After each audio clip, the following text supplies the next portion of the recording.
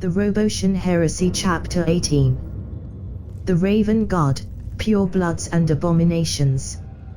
Warning, agents of the Inquisition, beware. This document contains a depiction of what might be the vilest of all the traitor legions. If your heart is not strong enough to withstand its horror, you might be soul-scarred and marked for termination by your superiors. Only consult this dismal text if your faith in the Emperor is strong and your soul pure in his eyes.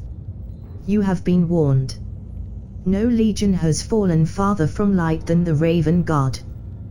They have turned their souls over to the foulest powers that dwell in the warp, embracing horrors that even the other demented followers of the Dark Gods beware.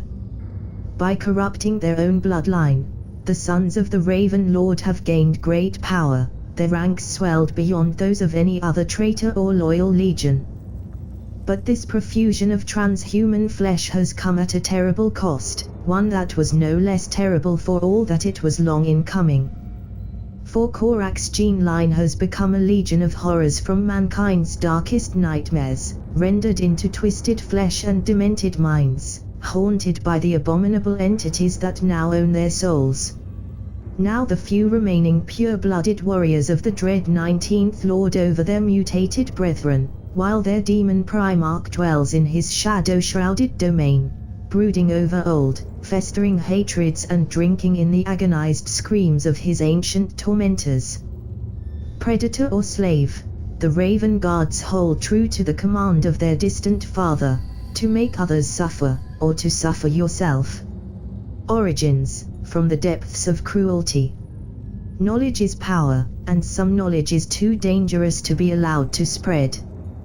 These truths are the foundation of the Inquisition, an organization dedicated to keeping the masses of mankind in the dark about the many and horrible threats that stalk the stars. But even among the Holy Ordos, the truth of the 19th Legion is kept hidden behind layers of secrecy, for to know too much about the legacy of Corvus Corax is to risk madness and damnation.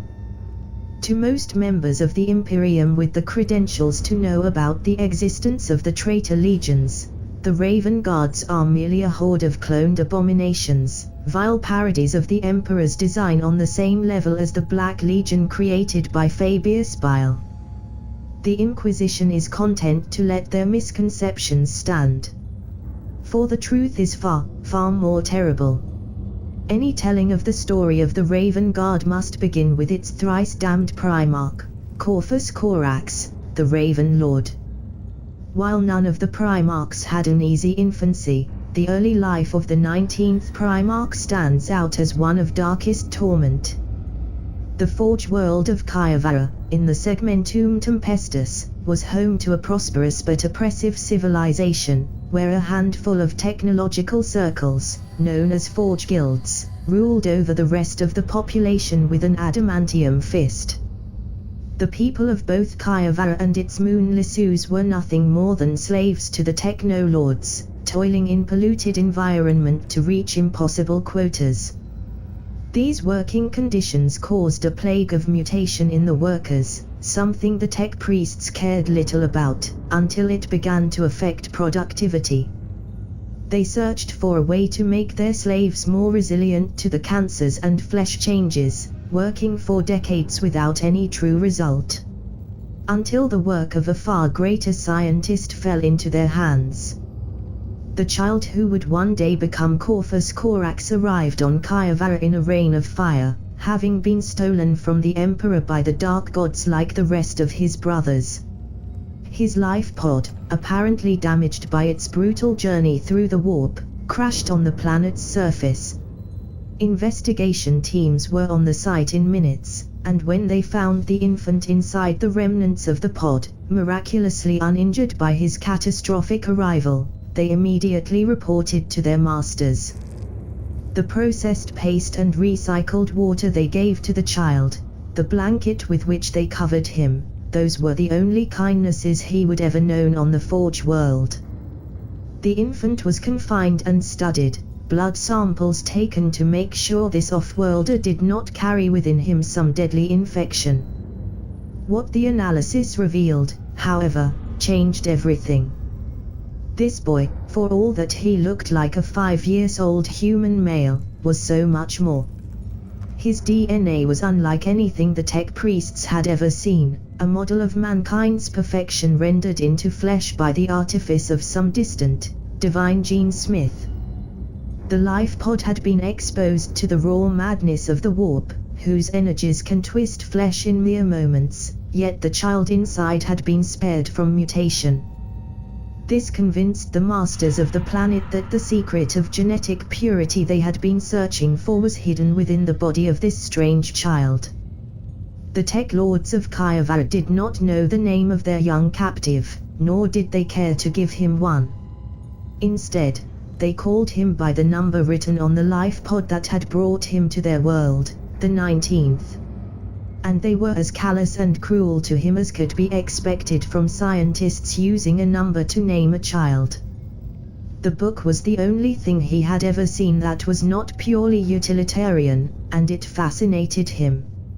It had been brought by the only person he had ever seen who had flesh like him instead of metal for a face, though his skin was rosier than his own. He was the only one who touched him without hurting him, the one who bandaged his wounds when he was dragged off the table and back into his room. The book told the story of a small creature with feathered wings as black as his own hair.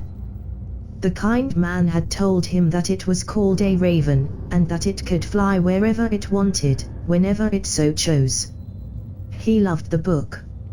It made him wonder if one day, he too would be able to fly beyond the walls of his room, beyond the blank corridors and the table. An alarm sounded, and the man smiled warmly at the child before stroking his head in goodbye and going back out, into the world beyond the confines of his room. As the man left and the doors closed behind him, the child looked at the glass panels up high. There were dark shapes there, watching, always watching. But this time, there was something different in how they moved, in how they stood. He knew, somehow, that the shapes were angry. And he knew, with utter certainty, that he would never see the good doctor again. The early life of the captive was spent in laboratories designed to study and replicate his body's resilience and resistance to physical corruption. He was exposed to doses of radiation that would have killed a human in seconds, drowned in concentrated chemicals, injected with man-made viruses designed to rewrite the genetic code. For years, the young Primarch knew nothing but cruelty and dispassionate experiments, and the distant, shrouded knowledge that this was not as things were supposed to be, that there was a life beyond the confines of the sterile halls and sharp knives. Because of the constant blood samples and the poor sustenance he was given, he grew into a gaunt creature, skin held tight on his bones. Because he never saw the light of the sun, his skin became pale. As he reached what passes for adulthood among Primarchs, the prisoner was still taller and stronger than any mortal human, but his body bore the marks of lifelong abuse. Yet despite this, he attempted to escape many times. Even in his diminished state, the young Primarch broke from his restraints, time and again, and carved a path through the servants of his cruel gaolers. Outnumbered and in the middle of enemy territory, he learned how to hide and strike from the shadows, developing a preternatural ability for stealth. Some tales indicate that he could make himself impossible to notice, not through actual invisibility, but by making his presence go unrecorded in the minds of his watchers. In every attempt, he would be caught and dragged back to his cell, where even worse experimentation awaited him as a punishment. Yet every time, he would also get closer to the outside world and the freedom he craved with every fiber of his being. He also learned patience and planning, devoting entire escapades not to seeking to flee the complex but to learn more about his surroundings and the nature of the experiments that were performed on him. By plundering data stores, interrogating prisoners, and, on at least one occasion, devouring the brain of one of the artificers who had tortured him, the young Primarch learned much of the law that he would later put to terrible use. It is believed that he did manage to get out of the facility one time, but was then left trapped on the planet, at the heart of his enemy's stronghold, bleeding and starving, and was quickly captured again. He was bleeding, but the pain was something he was all too familiar with, and he ignored it as he pushed forward. He was close now, so close. The plans of the building that he had learned 3 attempts ago from a servant of his captors shone in his mind, guiding his steps toward the nearest exit. This time, he wouldn't be caught again and dragged back to his cell. This time, he would be free. The door appeared in his vision as he took a corner, clinging to the ceiling rather than walking on the floor. It was guarded by 2 huge mechanical constructs armed with a plethora of weaponry and covered in armor, the latest designs of Keeper Hunters designed by the masters of this place. It took him 14 seconds to dispatch them, and then, at last, he was through the door. Something warm felt on his face, light coming down from above. Blinded by his first ever sight of sunlight, he looked up, and saw the cloud-filled sky of Kayavara. It was full of pollution, and the very air stank of chemicals and toxic compounds, yet it was the most beautiful thing he had ever seen. Then he lowered his gaze, and saw dozens of the constructs gathered around the door, weapons aimed straight at him, with no cover in sight. He realized then that he had walked right into a trap, that all of his efforts had been for naught. He screamed in rage and denial and charged at the creatures, thinking that maybe, just maybe, he could force them to kill him and end this nightmare once and for all. But he had no such luck, and he woke up hours later, strapped on the table once more, with fanged and twirling devices buzzing above his exposed torso. Regardless of the security costs involved in keeping a Primarch captive, the Tech Lords learned much from their research on the 19th. They created a serum from his blood that could prevent mutation even in the menials working in the deepest pits of chemical waste, and used it to increase the workload of Kayavara's population once more. However, the serum also had other effects, slowly driving those receiving it mad with visions of being imprisoned and tortured by their overlords. While the exact nature of the Primarchs is now long lost to the Imperium, there have been stories of legionaries having visions of their genesire's life for thousands of years. It is therefore likely that, through some quirk of the Primarch's biology, the memories of Kayavara's captive were spread to the Tech Lord's servants. After several rebellions from their maddened servants, the Tech Lords stopped producing the serum and resumed their research. The young Primarch went from being little more than a chained blood bag to a research subject once again, and after the initial success of the serum, his tormentors were even more determined to find a new way to enhance their slaves without the same side effects. It was during this second phase of research that, more than a century after the beginning of the Great Crusade, that the Imperium reached Kayavara. The Emperor, accompanied by Horus Lupercal, arrived in the system with a massive fleet. The Master of Mankind had sensed the presence of his son on the planet, yet when Imperial intelligence analyzed the system's transmissions, it soon became clear that, unlike in the other instances of a Primarch being found, there was no transhuman demigod leading the population. The Tech Lords of Kayavara immediately recognized that they could not hope to match the raw power of the fleet that had entered their realm. But when the Emperor contacted them and demanded that they release his son to him, their cunning and cruel minds saw an opportunity. A deal was struck between the Emperor and the Tech Lords. In return for Corvus Corax being handed over to the fleet, the planet would be welcomed into the Imperium while keeping much of its independence, including the Tech Lords remaining in power. A crimson haze of pain cloaked his senses. Time flowed strangely, with days passing in the blink of an eye, while every second under the knife lasted an eternity. Ever since they had stopped simply using him as a source of blood and brought him back to the table, he had not managed to escape a single time. There was always too much pain, too many different drugs running through his bloodstream, to even make an attempt. Nightmarish visions haunted him as he went in and out of delirium. He saw horrible things in these feverish dreams, immense pits full of glowing liquid, assembly lines that stretched on seemingly forever, all to the tune of screamed orders and fresh agonies. Shapes moved at the edge of his perceptions. Most of them he knew all too well, but one of them was different from anything he had ever seen, yet strangely familiar.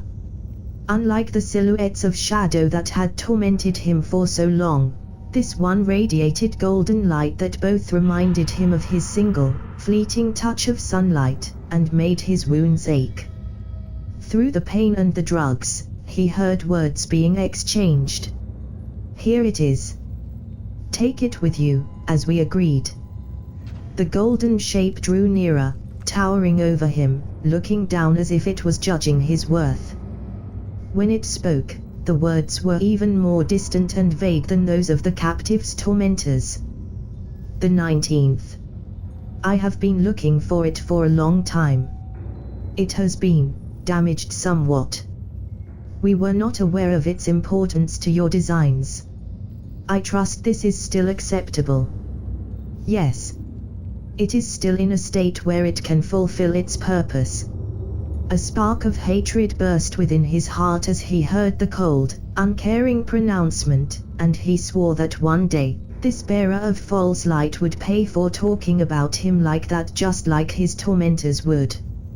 Great Crusade, bitterness and stolen secrets.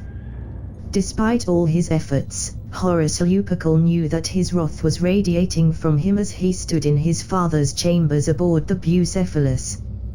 He had just returned from the Apothecarian, where his little brother had laid in the care of dozens of the best medici in the entire galaxy. He had seen the fresh wounds and the old scars on the emaciated body of his kin. For the first time, he had seen one of his brothers vulnerable, and felt the same feeling he had seen shining in the eyes of some gangers on Cthunia when their bloodkin had been harmed. He burned with the desire to inflict retribution upon those responsible. Yet now his father was denying this to him. "Why?" he asked. "Why did you agree to their terms?" "They threatened your brother's life," answered the golden-clad warlord, "even if they never had the courage to actually say it out loud. If I had sent your wolves, they would have killed him." "They don't have him now," argued Horus. "I gave my word." The first Primarch couldn't help but scoff at that.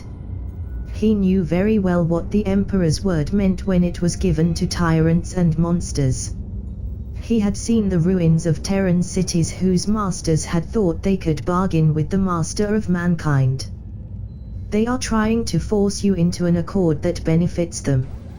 Even without what they did to Korax, don't try to tell me that you wouldn't. "Lissus is full of armed nukes aimed at the planet below," said the Emperor, cutting his son off. That made Horus go silent, and the Emperor continued. "The Tech Lords were very clear that if I attempted anything against them, they would launch them just to deny Kayavara to me. There is no one here with the skills to deactivate the missiles without them noticing and activating them. Perhaps if some of Malkador's agents were here. But they are not. Would you risk this world burning just to give your brother justice?" "Yes," admitted Horus. He knew it wasn't the right answer, that as a Primarch, he was supposed to always consider the bigger picture. But he also knew that his father would see through any lie. I would do all in my power to make sure that does not happen, but I would take the risk. These creatures do not deserve to live, let alone rule a part of the Imperium, be it just in name." But the Emperor didn't reprimand him for his short-sightedness. Instead, for a moment, the mask of regal power and control Horus' father wore at almost all times slipped, revealing the old, weary man behind. That old man, the one Horus truly regarded as his father, smiled sadly.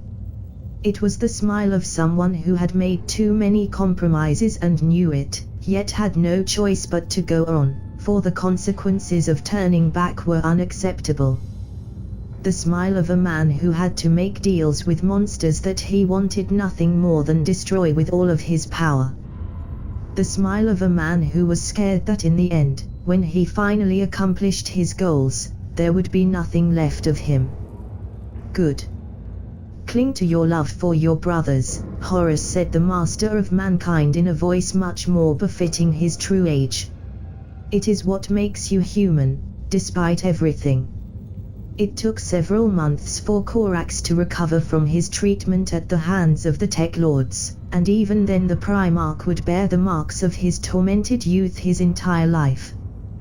Once his recovery was complete, Corax needed time to learn all that he would need to know in order to lead the 19th Legion.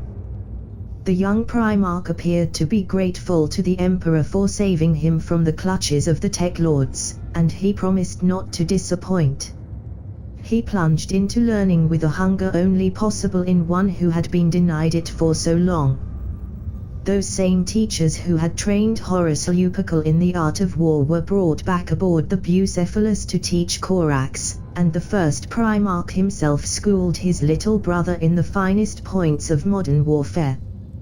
During that time, the Emperor ensured that none knew the exact circumstances of the Primarch's discovery, maintaining a veil of secrecy through demanding vows of silence from all those involved with his healing and training. The reasons for this are unknown. Some believe that the Emperor was shamed that one of his sons had failed to conquer his home world, while others think that the Master of Mankind wanted to free Corax from his past so that he could take his rightful place in the Imperium. Whatever the reasons, Corax was kept hidden from the rest of the Imperium until he was ready to take command of the legion that had been created from his gene seed. The 19th Legion's first warriors were taken from the savage Xeric tribes of what was once, in Terra's distant past, called Asia. Their first task was to ensure that their own people remained compliant with imperial rule, which they did with ruthless efficiency, seemingly uncaring that those were their bloodkin they were fighting. The Emperor considered this a success, though maybe he should have seen it as a sign of what was to come. In the Wars of Unification, they were employed as skilled infiltrators. An imperial envoy would come to the land of a techno-barbarian warlord and make a simple offer: bend knee to the Emperor, or die. When the warlord refused, and most did, for all of them were as proud as they were insane, a warrior of the 19th Legion would suddenly appear from the shadows, his bolter aimed right at the head of the tyrant. The emissary would then repeat the offer, which generally got a different answer. Should the techno-barbarian still cling to his pride, often backed up by illicit technology that could protect him against the Astartes killer, then the 19th Legion would cripple his entire organization, striking at officers and second-in-command all at the same time. The panicked, leaderless troops would then offer little resistance to the legionaries.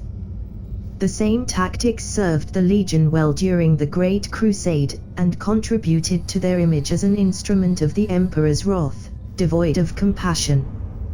Without a Primarch to lead them, the warriors of the 19th were scattered in small groups, using their skills with ruthless efficiency. Many human worlds resisting compliance submitted after these somber legionaries struck down their leaders in plain view of their people. Xenos overlords ruling over human populations were exterminated without mercy nor heed for civilian casualties, such as during the scouring of the moon of Lysithea. In that particular battle, the human settlers were completely wiped out, and the Legion also suffered terrible losses. Even the Astartes who survived the encounter with the strange alien warlords were marked by what they had experienced, carrying within them a darkness that would never leave them. Such was the legion Corvus Corax was given command of when he had completed his training, shrouded in dark rumors and a darker past, wounded by many battles but unbroken. We do not know why Corax chose to give his legion the name of Raven God. Before being reunited with its Primarch, warriors of the 19th Legion were called by various titles: the Pale Nomads and the Dust-Clads, among others. Many have pointed to the ancient myths attached to the Terran bird, marking it as a herald of fate, bringing doom and death upon those it visits. This image aligns with the methods then employed by the Legion as well as with what it would eventually become. In later years, ravens across the Imperium were all but driven to extinction, spared only because most Imperial citizens cannot distinguish between them and crows, and the latter are associated with Jago Sevatarian, the Prince of Crows of the 8th Legion, and therefore considered sacred by many branches of the Imperial Creed. Certainly, despite the paranoia of many Imperial officers about these black-feathered avians, the Raven Guard has displayed no particular link to them. When Corax took command of his sons, their numbers weren't as high as most other legions. Losses taken because of their particular way of waging war, combined with the fact that a legion without a Primarch suffered from more difficulties in recruitment, had ensured that they were less than 10,000 Raven Guards. While still far more than the 1,000 sons or the Emperor's children at the time of their reunion with their Primarch, it was still a worrying situation, and one Corax was determined to solve.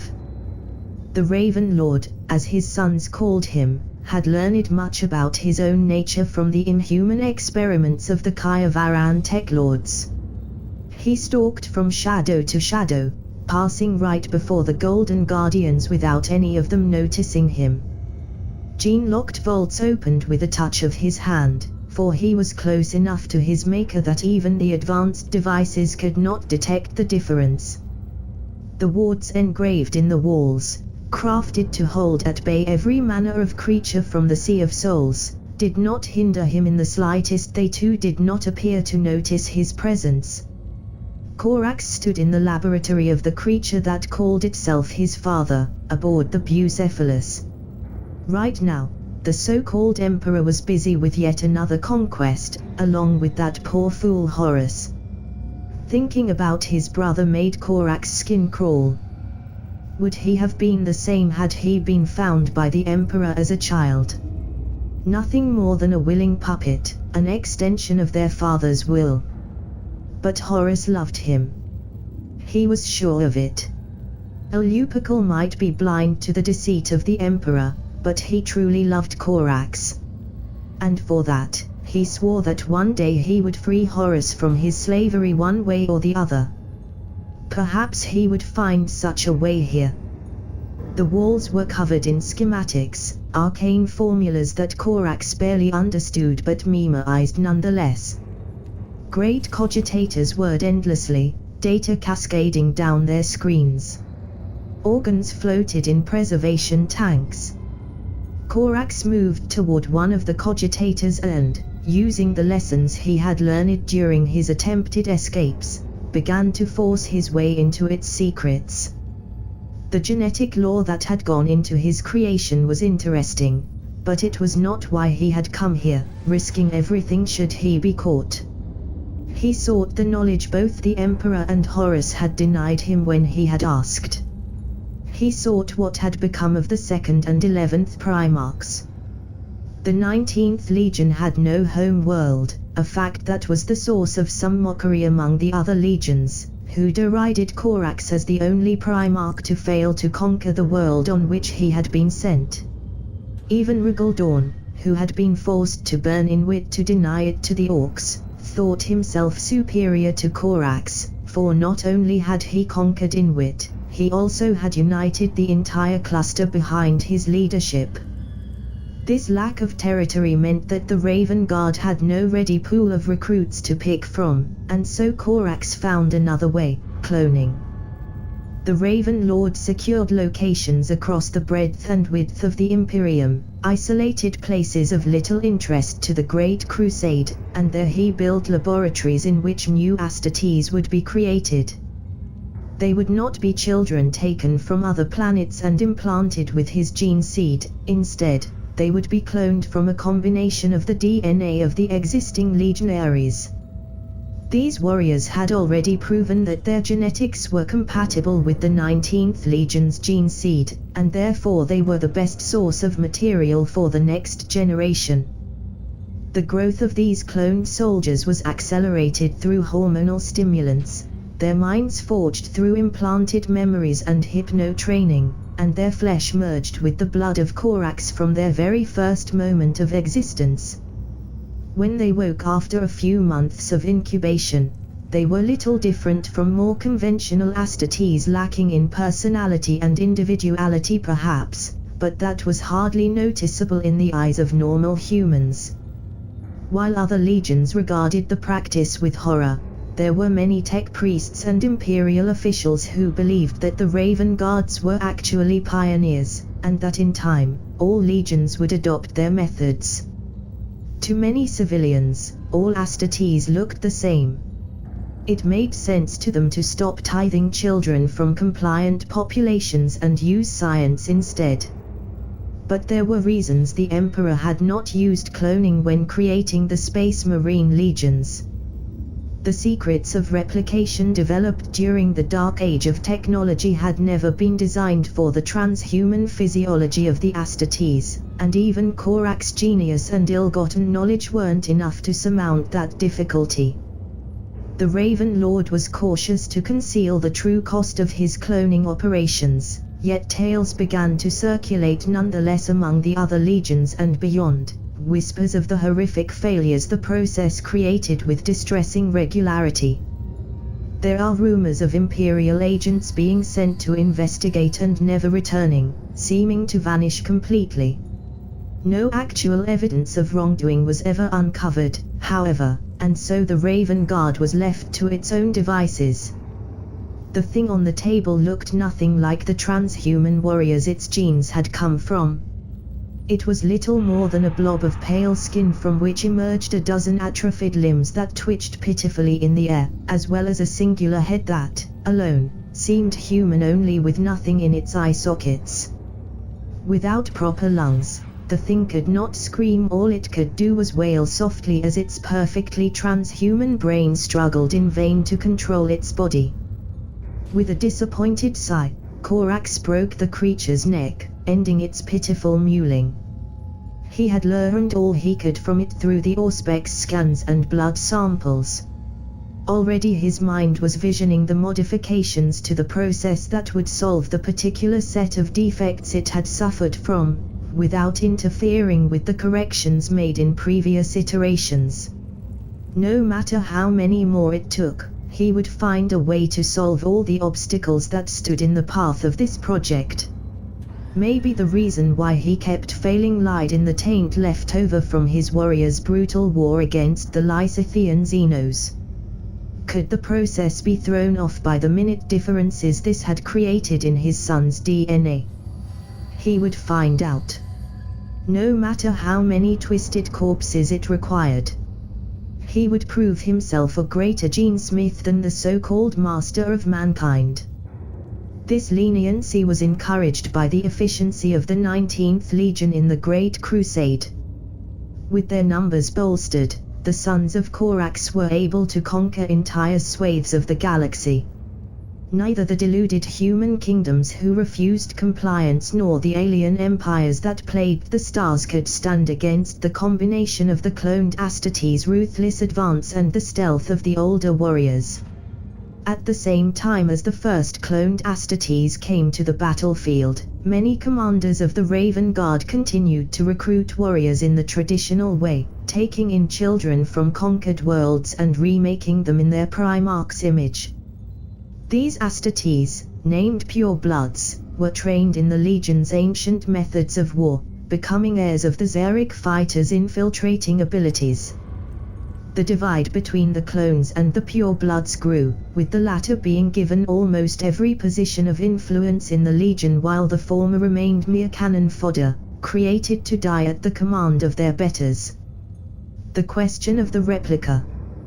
To the historian consulting these archives, familiar with the modern Astartes warriors and their pride, it might appear strange that the cloned Astartes would accept such treatment without protesting. Surely no warrior would willingly allow such insult to be heaped upon his honor. The answer to that lies in the nature of the cloning process unearthed from the dark age of technology and that Corax adapted to his needs. Whether by design or accident, the techno-masters of yore never managed to truly master a way to mass-produce humans with, for lack of a better term, a true soul. Individual unique creations are possible. Some eccentric tech priests resort to this in order to have children of their own blood. But as soon as the same genetic code is spread among several individuals, there appears to be a thinning of the spiritual essence, as if it had to be shared between all the clones. The ecclesiarchy decries cloning as an abomination against the God Emperor, pointing to the Raven Guard itself for example, but the Adeptus Mechanicus still makes use of the technology to this day. Even with tens of millions of criminals being sentenced to servitude every year, there are not enough natural human bodies to meet the Imperium's need for servitors, and so most of the biological components are vat-grown. Besides this spiritual weakness, the cloned Astartes were also more vulnerable to the gene-coded instinct of all space marines, obedience to their Primarch. So strong is that instinct that it is believed to have been the main reason why so many sane warriors continued to follow their Primarchs in the traitor legions, and Corax amplified the trait even further in the clones. Adherence to hierarchy, a trait necessary for any legion to function, was taken to extremes in the replica marines, to the point that most of them were unable to question any order given to them by their appointed superior. Little more than machines of transhuman flesh clad in ceramite, they are known to have been an unnerving presence to psychers, who could sense only the tiniest spark of soul fire within them. With such weak will, it is not surprising that the clones failed to ever rise against the ties of blood that bound them to Corax. In fact, it is believed by many in the Ordos that this blood bond also spreads to all the other creations of the 19th Legion, binding them all to the will of the Raven Lord. Corax was a cunning leader, if one suffering from bouts of paranoia that led to him making plans within plans and taking precautions against the most unlikely of possibilities, likely an inheritance of his past on Kayavara. He was also willing to use diplomacy with the human worlds his legion discovered, although rarely so with those ruled over by technocracies. In fact, the relationship between the 19th Legion and the Mechanicus was exceptionally strained. The Raven Lord distrusted the Martian Empire immensely, more than once advocating for the suppression of the machine cult and the forced integration of the tech priests' domains into the Imperium. The distrust of Corax for the Mechanicum meant that the Legion was fiercely self-reliant. Several of the worlds it had brought into compliance peacefully had entered pacts of protection with the Legion, providing them with weapons, ammunition and heavy armor in return. That the tech priests were denied access to these worlds nearly sparked an early civil war between the Lords of Mars and the Raven Guard, only stopped by the diplomatic efforts of Malcador and other Imperial agents. With such baggage attached to his legion, it is not surprising that Corax's reputation among his brethren was spotty at best. His relationship with Horus was tumultuous, while Lupercal felt a natural instinct to protect and aid his younger brother. Corax was jealous of Horus' comparatively easier life. The two of them would often violently argue, only to reconcile later, or at least, that was how it seemed. Looking back now, it is clear that Corax planned his rebellion for a long time before Guilliman ever fell to chaos. Every Primarch had secret fallback bases of operation in case their forces were victim of some disaster, spy rings across the Imperium, networks of allies, occasional deals with the mysterious Elder, and so on. But Corax was willing to kill to make sure that the true extent of his genetic experimentation was not revealed. It is possible that part of his motivation was to ensure that, somehow, the pain he had endured in his youth would not be for nothing, no matter how many others had to suffer for it. Just what he was working toward in these days is unknown, though we can see the disastrous results in what has become of his legacy across the Imperium. The apparent adhesion of Corax to the imperial truth and his moderation in the use of force was enough to endear him to some of the more humane Primarchs. But his withdrawn nature made him unloved, if respected for his contributions to the Great Crusade. He rarely spoke with any of his brothers, save for during joint operations, and those were few and far between. The Raven Guard rarely needed assistance from other Imperial forces, and Corax preferred to keep his legion gathered in a few massive expeditionary fleets rather than spread as elite contingents as it had been in the past.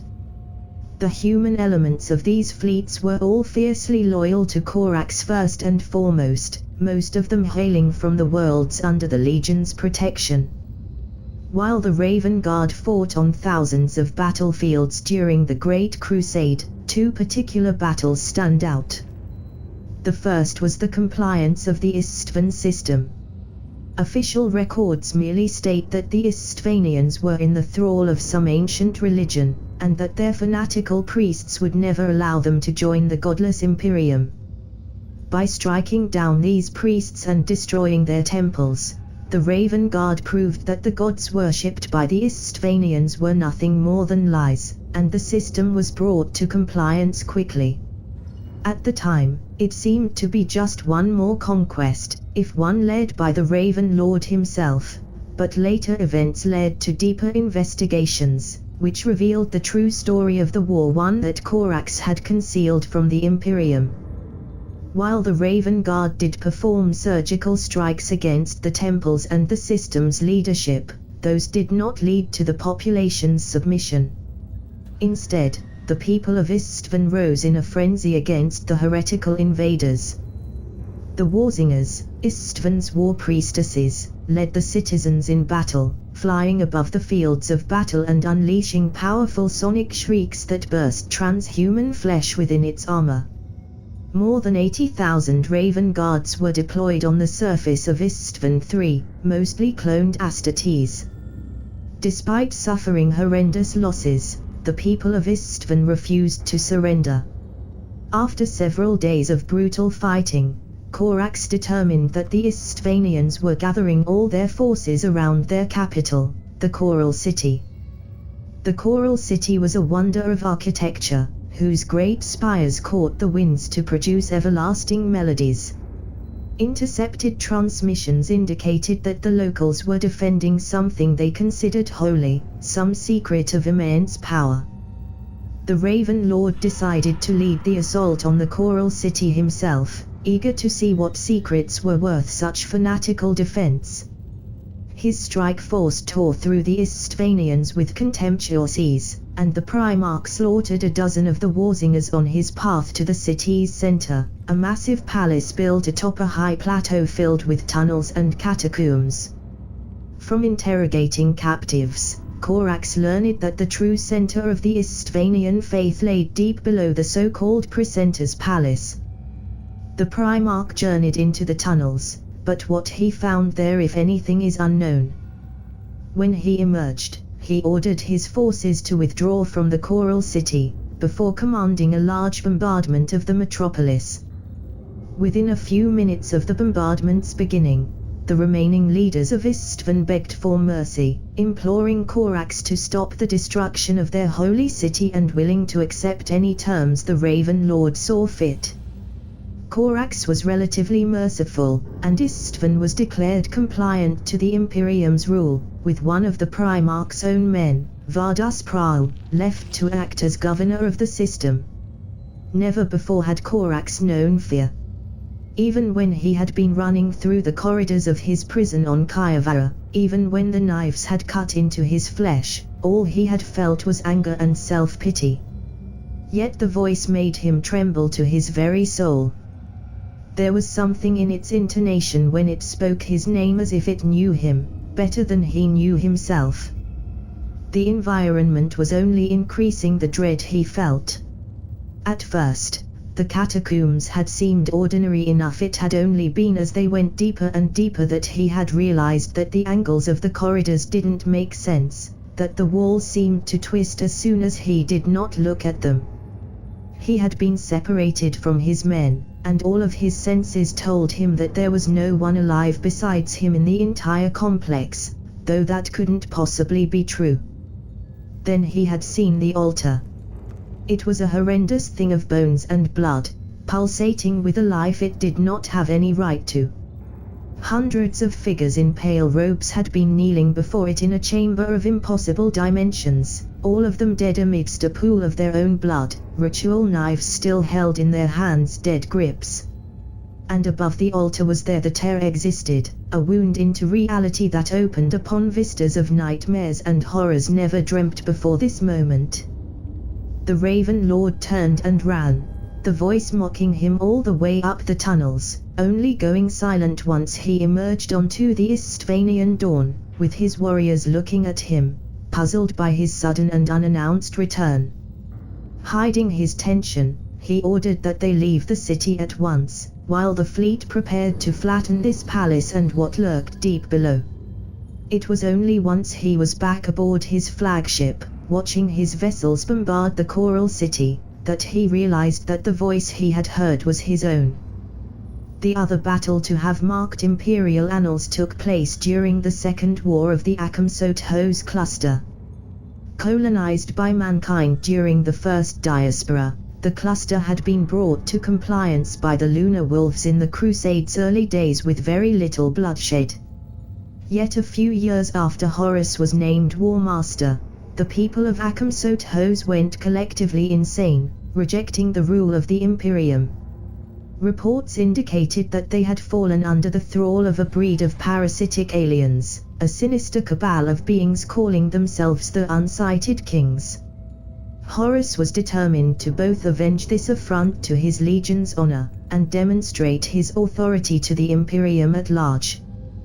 To this end, he gathered warriors from no less than 4 legions to his side, his own, the Sons of Horus, the Iron Warriors, the Space Wolves, and the Raven Guard. With them came hundreds of Imperial regiments and Mechanicum Scitratu legions. This was a gathering of forces not seen since the triumph of Ulanor, especially since each Astartes legion detachment was led by the legion's Primarch. While the general command fell to Horus without question, the War Master relied heavily on Petorabo's expertise during the campaign, for the Unsighted Kings had commanded their thralls to build a series of continent-spanning fortresses across the cluster. Apothecaries and magos biologists soon determined that there was no cure for the Xenos corruption that had claimed the Akamsot-Hos cluster's human population. The only solution was to purge them all, men, women and children. It was a grim duty, but one none of the present legions would shy away from.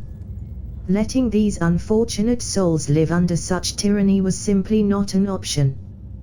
The campaign progressed well, with the fortresses of the Unsighted Kings falling one after the other.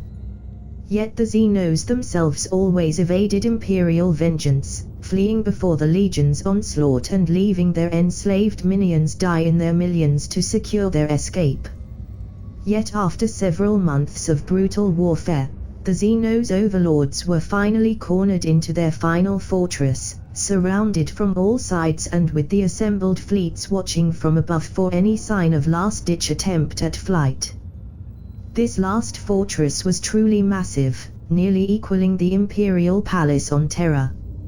A careful plan was put together by Petorabo and Horus, one that would leave the honor of the first assault to the Space Wolves and the Sons of Horus, with the Iron Warriors and the Raven Guard launching follow-up assaults on different parts of the fortress once the 6th and 16th Legions had drawn the attention of the Unsighted Kings. But Corax did not follow the plan. Instead of waiting, he unleashed an army of several tens of thousands of cloned Astartes on the entrance classified as Gate 42 of the Continental Fortress, just as Horus and Rus were launching their own assaults. The artificial soldiers died by the thousand, but the gate was breached, and Corax himself led his elite warriors, known as the Deliverers, right through it. By the time the War Master managed to re-establish contact with the Raven Lord, Corax had already confronted the unsighted kings and slaughtered them, though not without losing nearly his entire cadre of bodyguards to their strange psychic powers. The following dispute between Horus and Corax was particularly violent. Horus accused his younger brother of spending his soldiers' lives carelessly, but all the Raven Lord heard was the jealousy of his elder sibling that it had been the 19th Legion that had claimed the final victory. Then the discussion turned on the clones, and how Corax might be violating the edicts of the Emperor with such creations.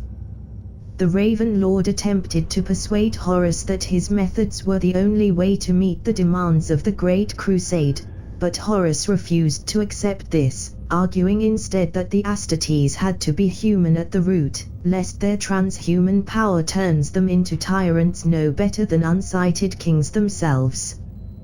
The two Primarchs parted on bitter terms, and the purge of the Akamsotho's cluster was quickly concluded in a series of glorious bloodbaths.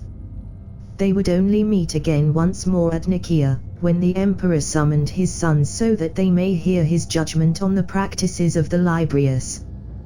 Though Corax was present at the council, and his own legion made use of psychers, he gave no argument on one side or the other. He merely watched from the shadows, never saying a word.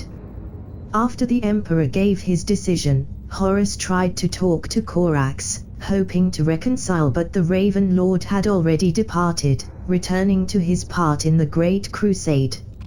Over the years, there would be 8 discussions like this one. 8 times would a Primarch sit and talk with one of his brothers, sharing with them the knowledge he had gained from the depths of the warp and what he believed had to be done in light of these terrible revelations. 7 times, the Primarch talking would be Guilliman. Once, it would be the Lion.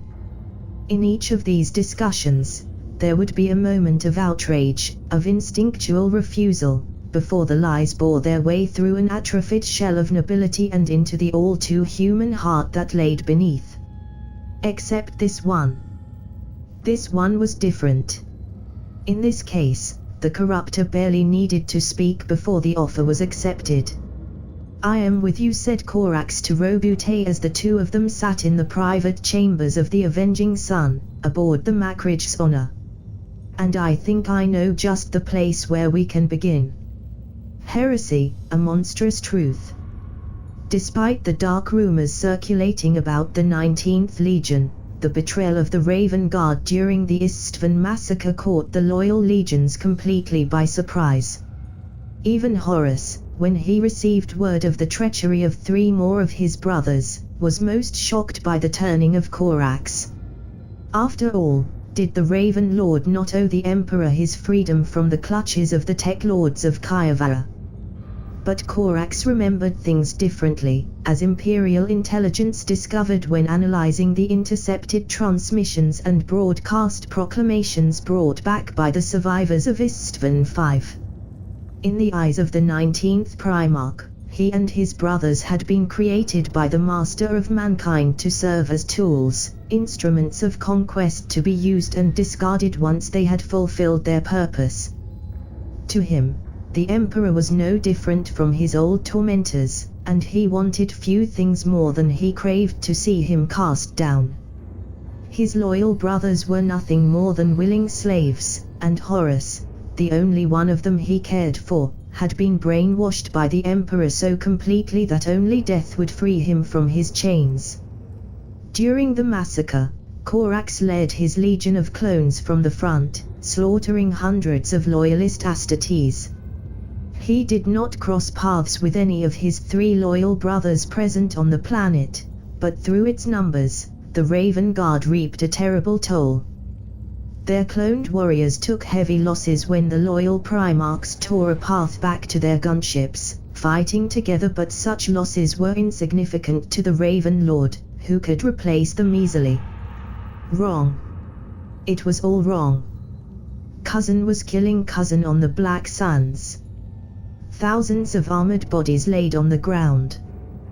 The air trembled with the screams of the loyal wounded and dying, yet those were nothing compared to the horrible screeches of the treacherous living. A pale demigod had been slain by his dark brother. It was wrong. It wasn't supposed to happen. It had never been supposed to happen. The motion of the bolter in his hands felt distant, as if his hands were thousands of kilometers away as they pulled the trigger and sent another shell flying wildly off target. All around him, his brothers were firing, a nearly solid wall of bolts that tore into the ranks of the Death Guard mercilessly. They had not been told this would happen until the order to open fire had come, but they had not questioned it. They had never questioned any order. Why would they start now? Because it was wrong. The warrior had no name. He had no voice either, for he had been born without a tongue, a simple defect that hadn't been enough for him to be purged alongside the other failures. For years he had followed orders, killing anyone he was commanded to kill. There had been nothing else in his life, nothing else in his mind. But no more. He screamed a scream of outrage and fury, but also of defiance and birth. Around him, his brethren shuddered and fell to their knees, their minds reeling from the sudden outburst. He continued to scream as he tore into them with his bare hands.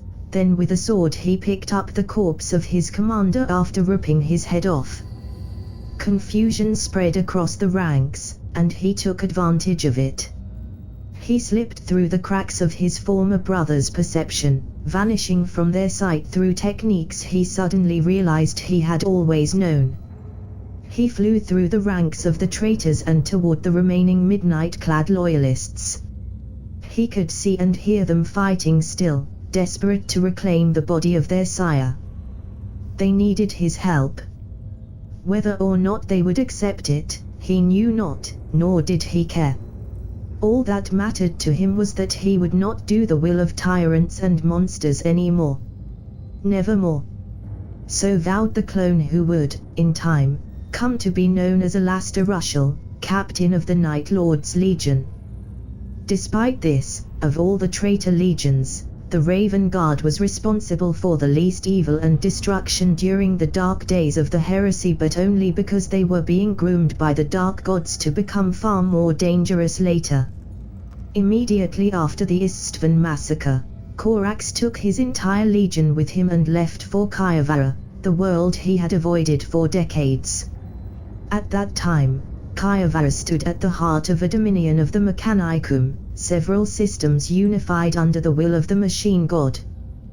The tech lords of Kayavara, responsible for Corax's tormented youth, were still in power, having escaped punishment by the Emperor in return for offering their fealty and returning his son to him.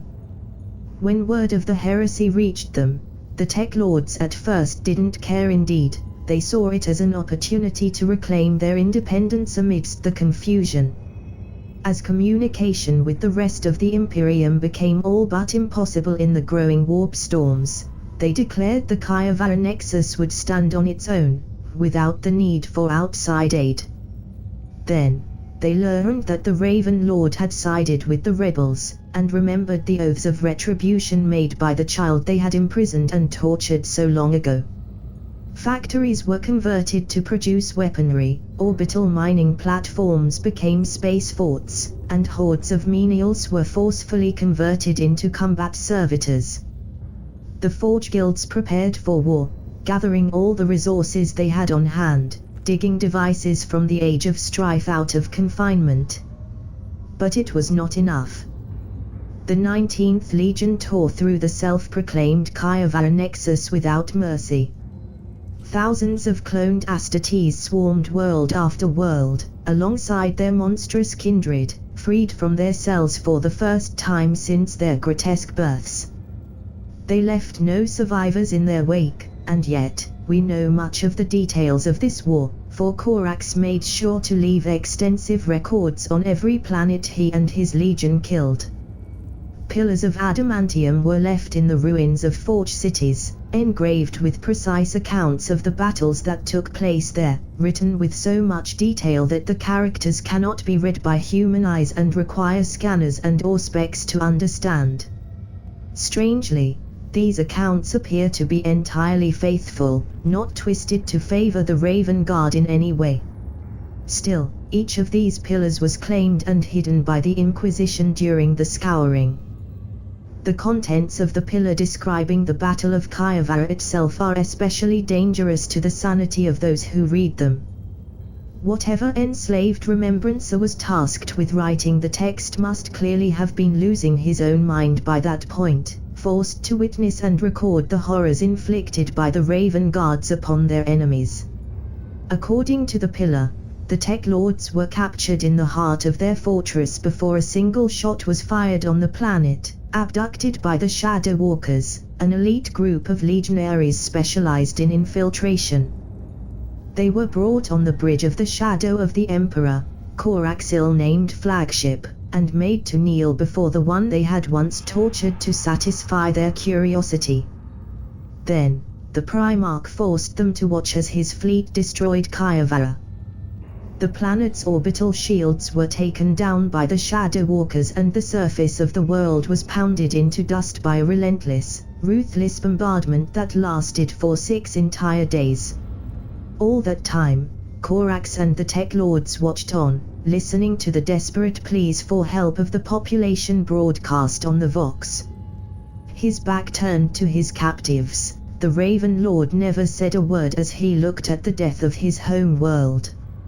Lissus, the planet's moon, endured the same fate, but not before the Raven Guards had freed the prisoners used to mine its mantle for precious materials.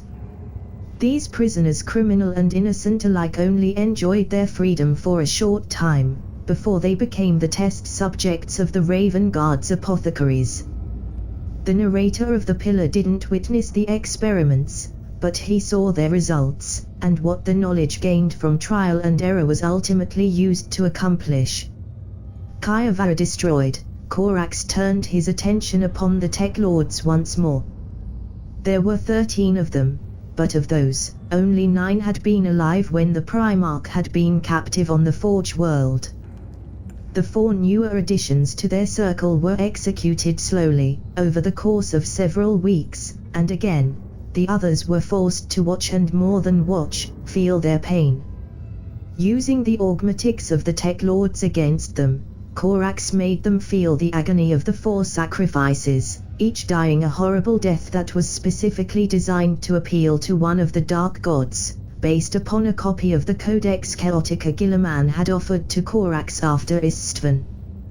The purpose of these ritualized deaths was to bind the souls of the Tech Lords to their bodies, effectively granting them a form of immortality so that they would survive what was to come. One by one, Corax used everything he had learned from his son's experimentation on the prisoners to turn the Tech Lords into grotesque monsters, bloated abominations of flesh whose every moment was naught but pure, distilled suffering. It took weeks, combining sorcery with genetic modification and cruel surgery, and when it was done, the Tech Lords had become monsters, screaming and mewling at one from 100 mouths, their consciousness trapped within idiotic brains, unable to exert any control over their horrible bodies and unable to die. These grotesque masses of flesh were locked deep within the bowels of the Shadow of the Emperor, where Corax would often come to torture them even further. Our knowledge of what happened after the destruction of Kayavara comes from the testimony of a single Raven God. This warrior, a former apothecary of the 19th Legion, went mad with remorse at his own actions after the end of the heresy.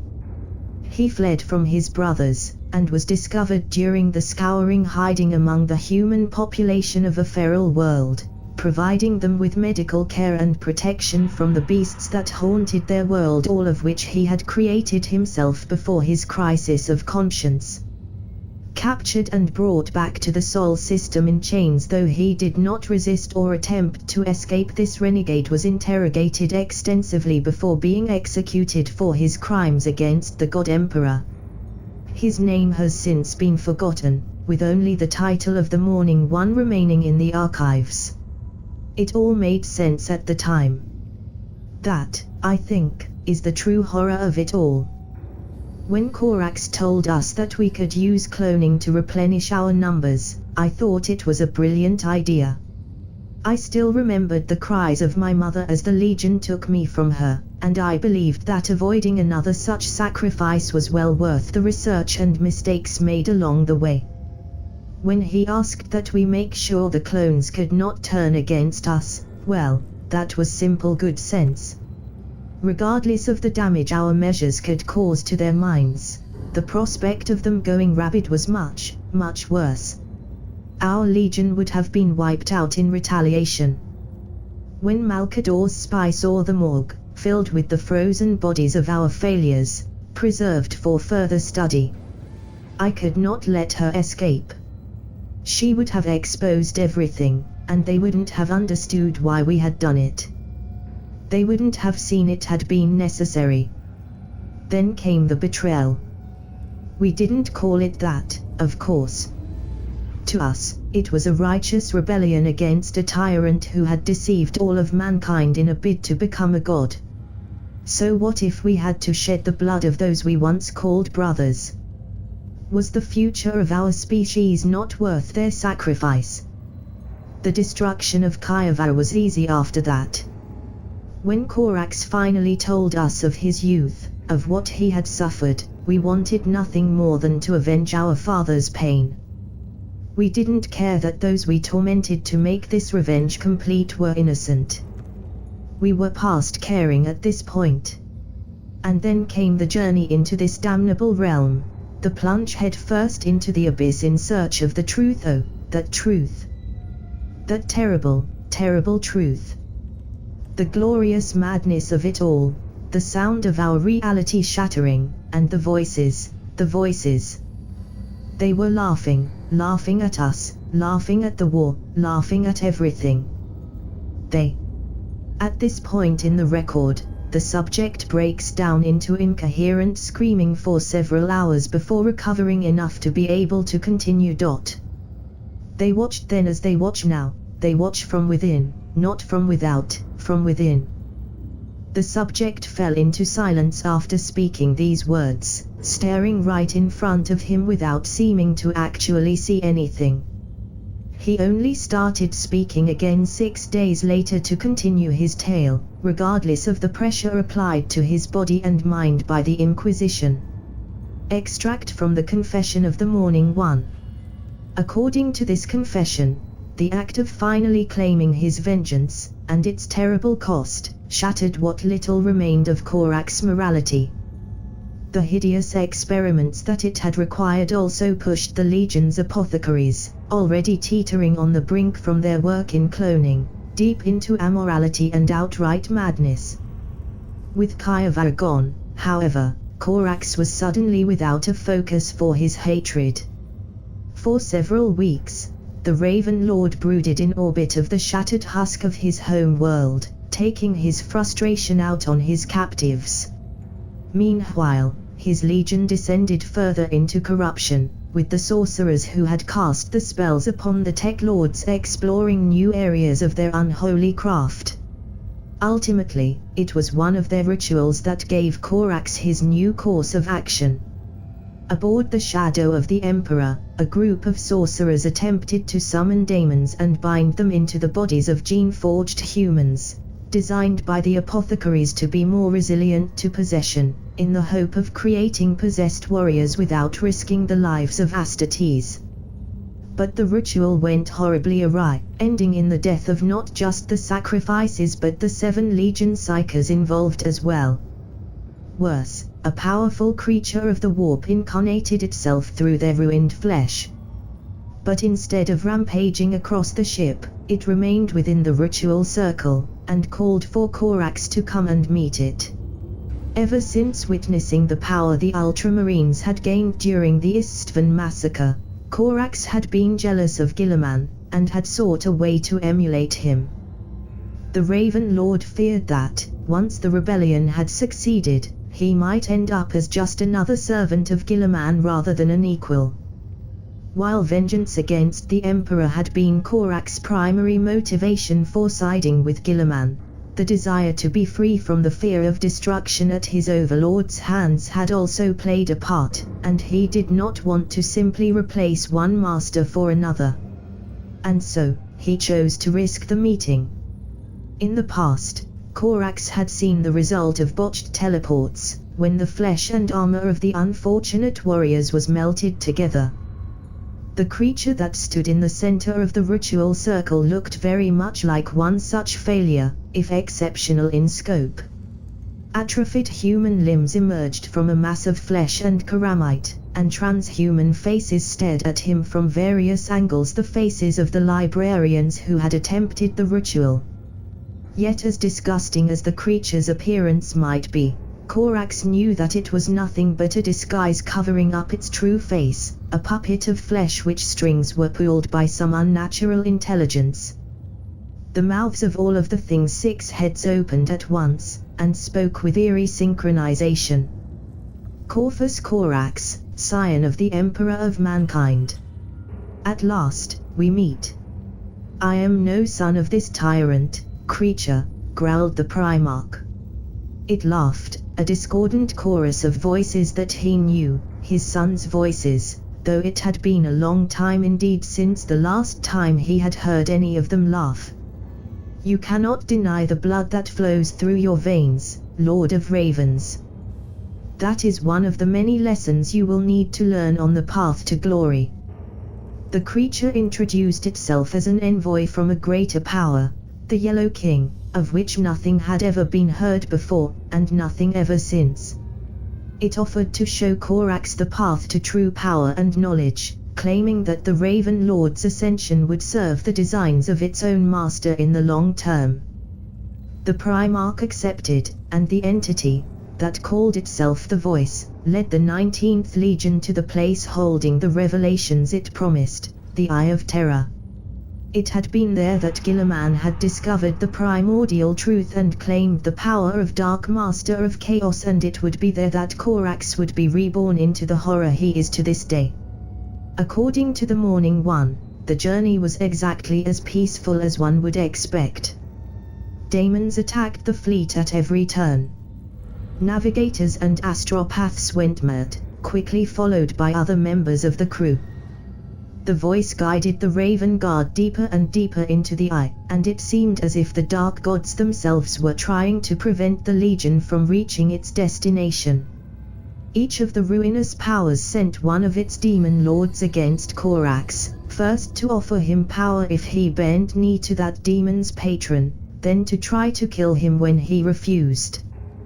The Raven Lord turned down each offer and defeated each demon, and eventually, the fleet reached its destination.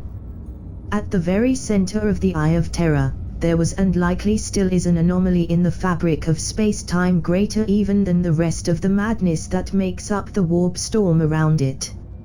In ancient times, the first human astronomers named such things black holes. Even at the height of the Dark Age of technology, these all-consuming pits of infinite gravity weren't fully understood. The scraps of lore that have survived from that time indicate that while the black holes originate from purely physical causes, such is the power involved in their existence that they somehow interfere with the warp itself despite not having any spiritual presence of their own. The Voice told Corax that this black hole was the singularity that had been created when Slaanesh, Dark Prince of Chaos and Doom of the Elder, had been brought into existence by the corruption of the children of Isha. And if Corax wanted to claim the power the Voice had promised him, he would need to take his fleet right into it. Why Corax accepted such an obviously dangerous course of action is unknown to us.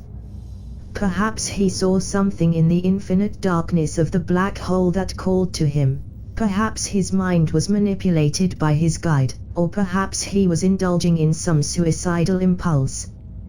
The repenting Raven Guard never spoke of what happened when the Legion plunged into the black hole at Korak's command.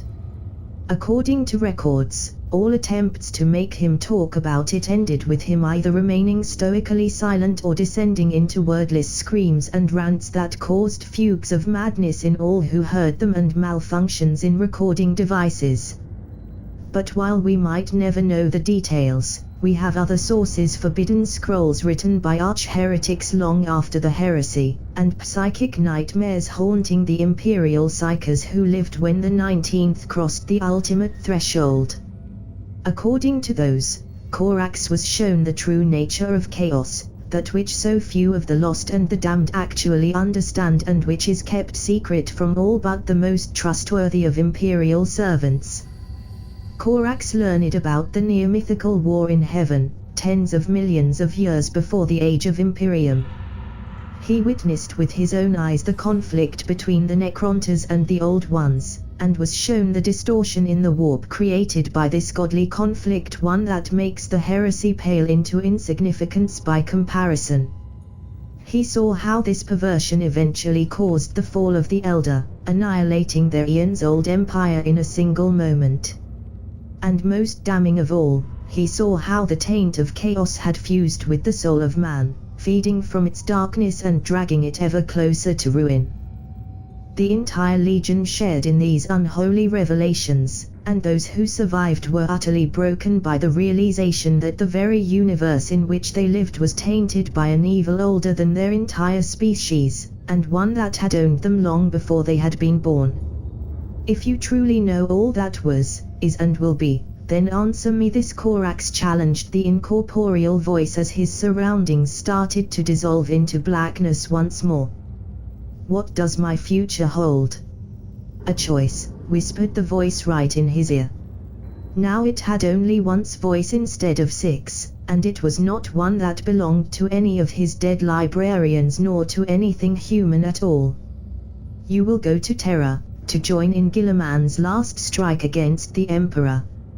And your brother, Horus, will be there. If you fight him, you will kill him, and he will be free from the shackles that he wears now, as well as those he will have to suffer if you let him die at another's hands. But the Knights of Saturn's moon will fight through the Firstborn's horde, and your rebellion will be defeated. And what is my other choice? Go to Titan yourself, and leave Horus to die under the fangs of the fallen angel, his spirit consumed by the thirst of the Dark Prince's slave. Do this, and the Emperor will fall at Guilliman's hand. Korax himself was convinced that what he had seen meant that the Emperor had to be defeated more than ever, that the only way for mankind to survive was to accept the primordial truth, no matter how ugly it might be.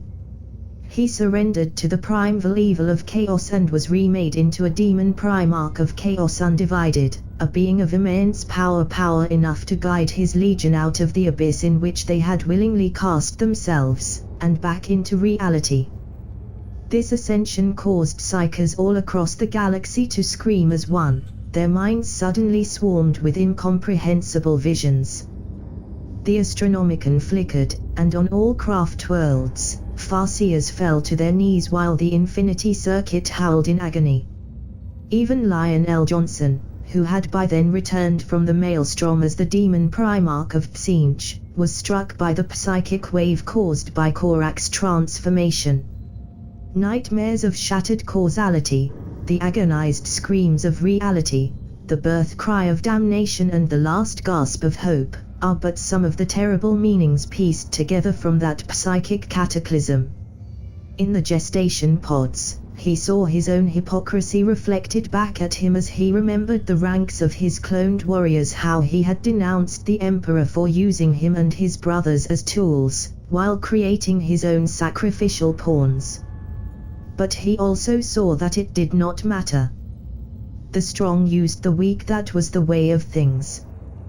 The Emperor had been wrong in that the Primarchs had been created too strong enough that it was inevitable they would see the truth sooner or later.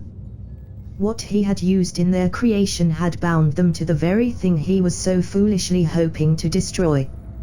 Corax could understand his father's will to accomplish this in a way. He even admired the determination of the old monster. But he had seen too much to believe it was possible to defeat the primordial annihilator. His father was deceiving himself just as much as he was deceiving the Imperium. Chaos could not be defeated. It had existed for far too long, grown far too powerful. The only choice was to either embrace it or be destroyed by it. Alarms started to ring as his presence abruptly became more real, but he ignored them, and the savants suddenly aware of his intrusion and fleeing and shouting. He was looking at the huge machinery on the other side of the room, and he had recognized it for what it was: an immense Gellerfield device, reinforced with runes engraved on its circuitry. Slowly, he walked toward it, feeling the weight of destiny grow heavier with every step, until at last he stood right before the cables that aligned the protective field. "You know what you have to do," said the voice before fading away, never to be heard again. And he did.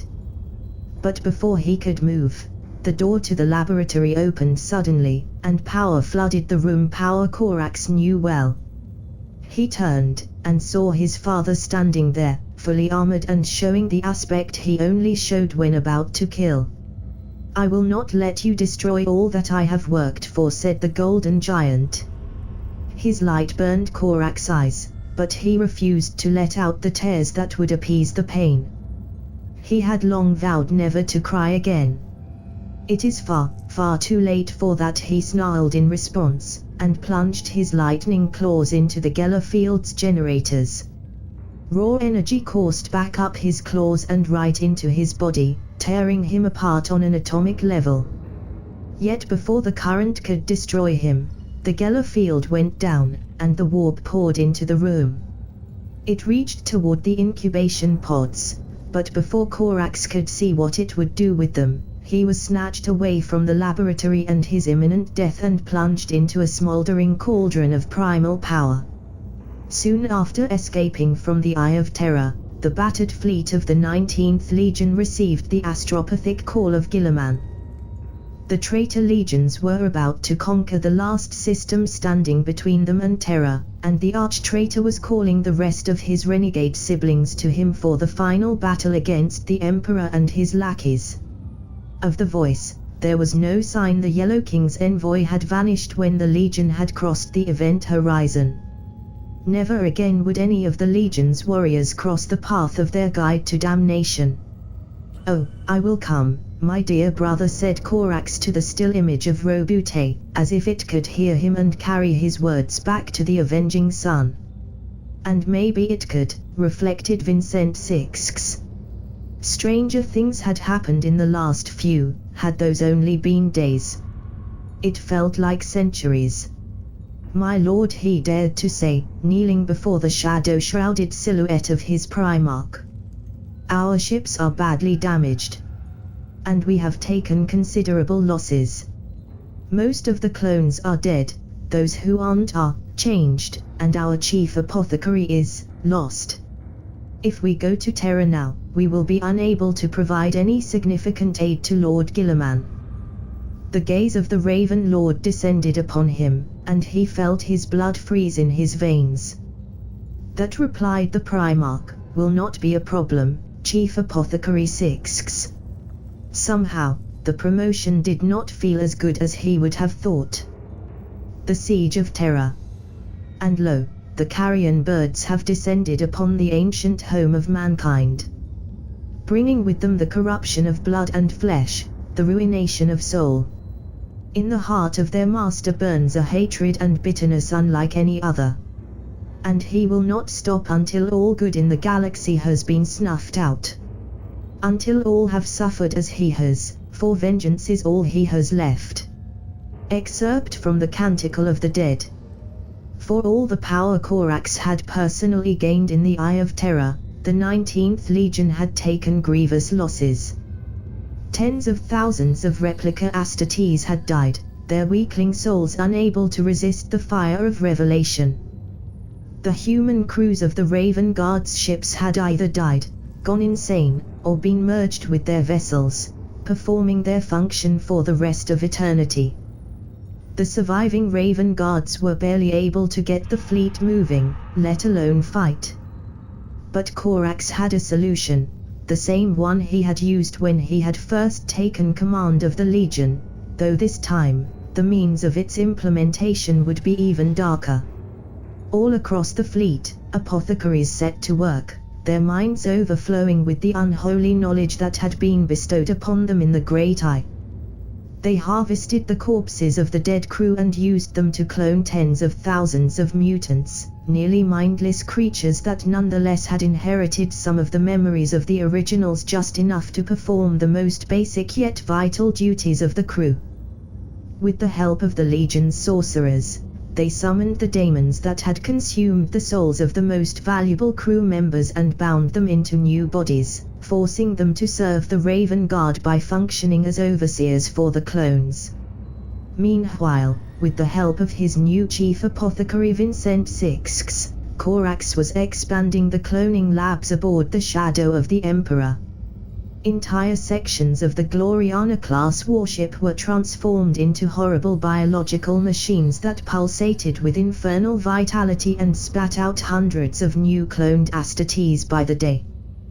These creatures, though battle-ready, were hideous monstrosities, the first spawn marines, as the Raven Lord himself called them. By the time the fleet reunited with the rest of the Traitor Legion's armada, every ship was teeming with hundreds of spawn marines under the control of the remaining purebloods. If Guilliman was surprised by the transformation of his brother, he did not make any mention of it during the preparation for the assault on Sol. As the traitor Primarchs gathered Lemon Russ and Jagate Khan conspicuous by their absence, it was decided that Corax and his legion would be tasked with securing the back of the invasion force on Terra.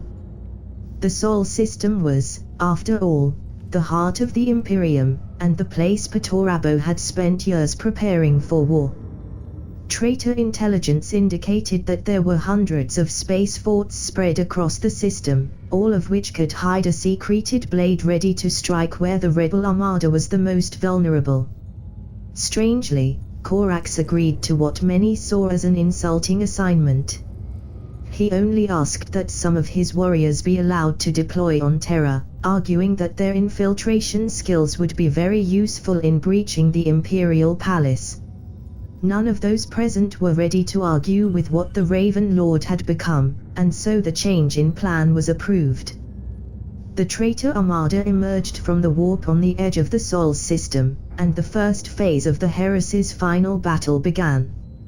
Soon, the orbital defenses of Terra were broken, and the siege of the Imperial Palace began as the Traitor Legions and their allies landed on the throne world in their millions. Among them were the warriors chosen by Corax to represent his legion in the greatest battle of mankind's long and bloody history. Only the greatest of his purebloods had been judged worthy of this honor, and they fought at the forefront of the siege. Hunter-killer teams stalked by squads of loyalists and wreaked havoc within the walls of the palace, drawing precious forces away from the walls in order to track them down. Others fought on the battlements alongside the other traitor legions, and the greatest of those was Nikon Asharokine, who would in later years become a legend as a champion of chaos undivided. Nikon Asharokine, he who hunts above.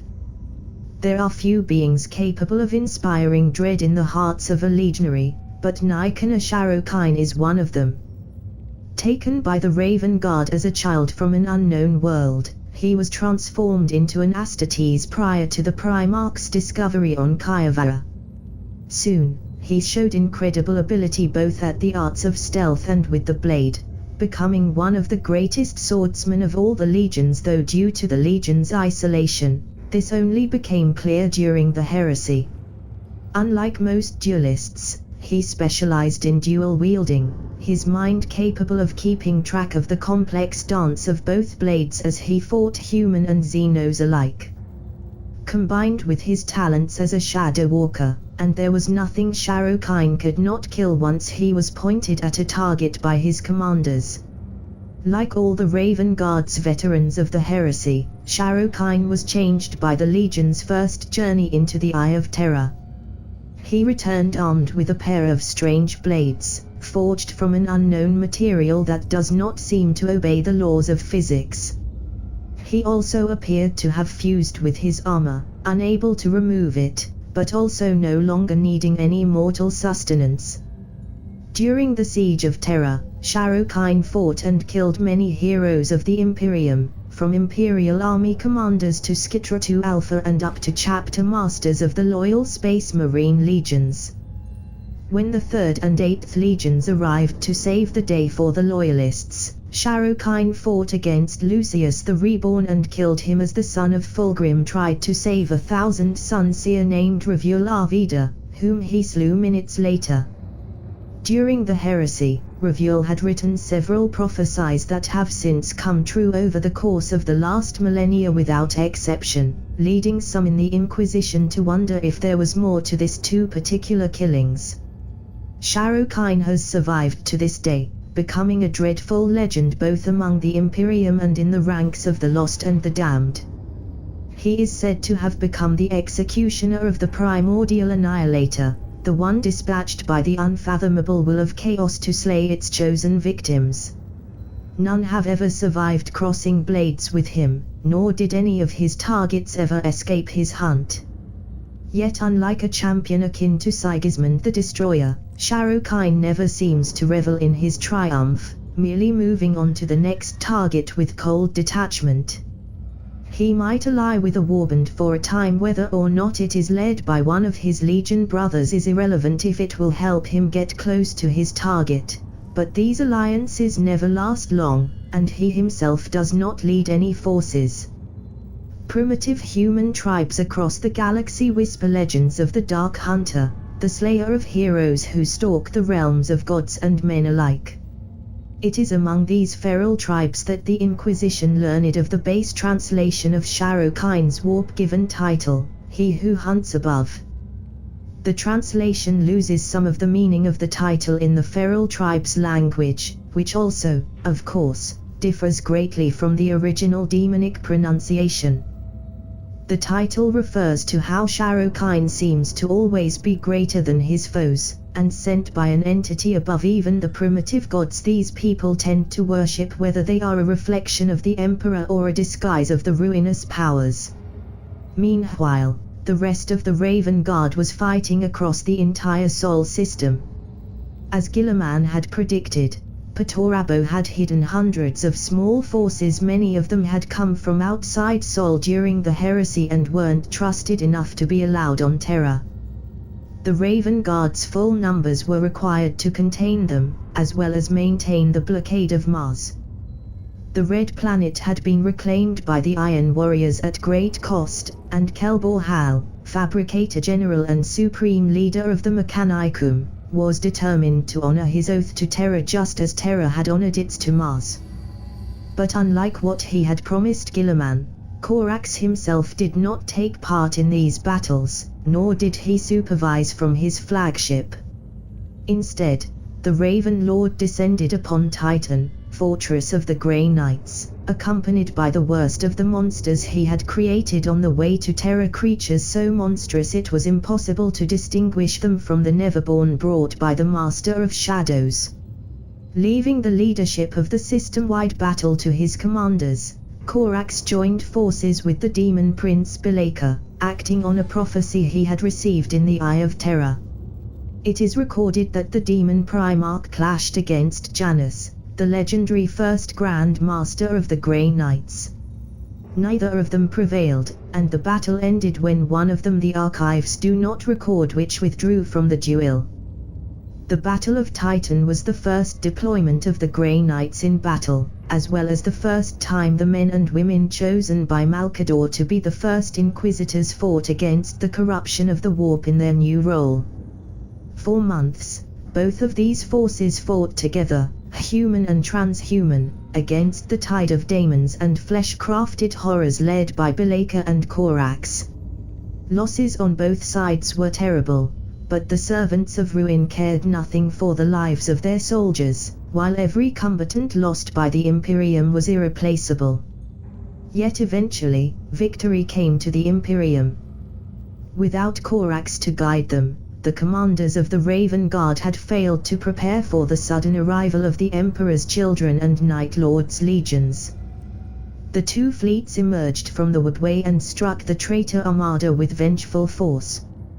Corax was forced to leave Titan, which soon led to Belaka being banished by the Grey Knights, and rejoin his fleet to lead the battle against the Third Legion in orbit around Terra. That day, the Inquisition and the Grey Knights learned a valuable lesson, that the greatest weapon in their arsenal was their enemy's own nature, its innate tendency to destroy itself through mistakes or outright betrayal. Driven to desperation by the arrival of the 3rd and 8th Legions, and the tidings that the 12th and 17th would not be long in coming, Guilliman led the final assault on the Imperial Palace. Still scattered across the Sol system by the individual pursuits of its commanders, the Raven Guard fleet was unable to properly contain the Emperor's children, and the 3rd Legion's flagship was able to position itself above the Imperial Palace just in time for Fulgrim to teleport in the deepest chamber of the Cavia Ferrum and strike at Guilliman before he could deal the final blow to the Emperor. Post-Heresy, Legacy of Horrors. In the darkness of eternal night, prepare for the hunt to continue. The light of dawn, that which brings salvation, is gone, and shall return. Nevermore. Nevermore. Nevermore. Nevermore. Nevermore. Nevermore. So embrace the dark things hidden deep within, beyond the sight of mortal men. Let loose the horror and become one with it, welcome it into your blood. For this galaxy has place left only for abominations and monsters. From a ruined parchment recovered in the den of a cult of the Raven after purging by the Inquisition. After the fall of Guilliman, Corax took his legion back to the Eye of Terra. Though the Dark Master of Chaos had fallen, the Raven Lord was still confident that ultimately, victory would come to the primordial annihilator in his eyes. It was inevitable. The defeat at Terra was merely a small setback in a war that had been going for tens of millions of years. In the end, though the Imperium might endure for a few millennia, it would fall like all empires fell, and the Raven Guard would be here to bring forth a new age for mankind when that happened. And in order to prepare for that time, the 19th Legion made preparations on its way to the Eye of Terra. At Corax's command, the fleet divided in many groups, each taking a different road through the ruined Imperium toward the same destination. Each group stopped on nearly every human world it passed by, but it was not to lay waste or enslave its people. Instead, the Raven Guard descended upon these worlds under the cover of night, abducting a few members of the ruling class and releasing them a few days later with no memory of what had happened to them. These individuals, fearful of the hole in their memories, rushed to return to their homes, eager to resume their lives and forget about this unsettling episode. But this reclaimed normalcy was a lie, for these abductees were no longer purely human. Instead, they were children of the Raven, and their bloodlines would plague the Imperium for millennia to come. The children of the Raven. There are many stories in the Imperium of noble families with dark secrets, hiding misshapen cousins in the attic, or keeping the psychotic streak of a black sheep under wraps to avoid a loss of prestige. In many cases, such degeneracy can be traced back to inbreeding over thousands of years, due to the elitism and obsession with the purity of the bloodline that is so common across the Imperium's ruling class. But in some cases, the corruption runs much deeper, and when it comes to the surface, the results are much more horrifying.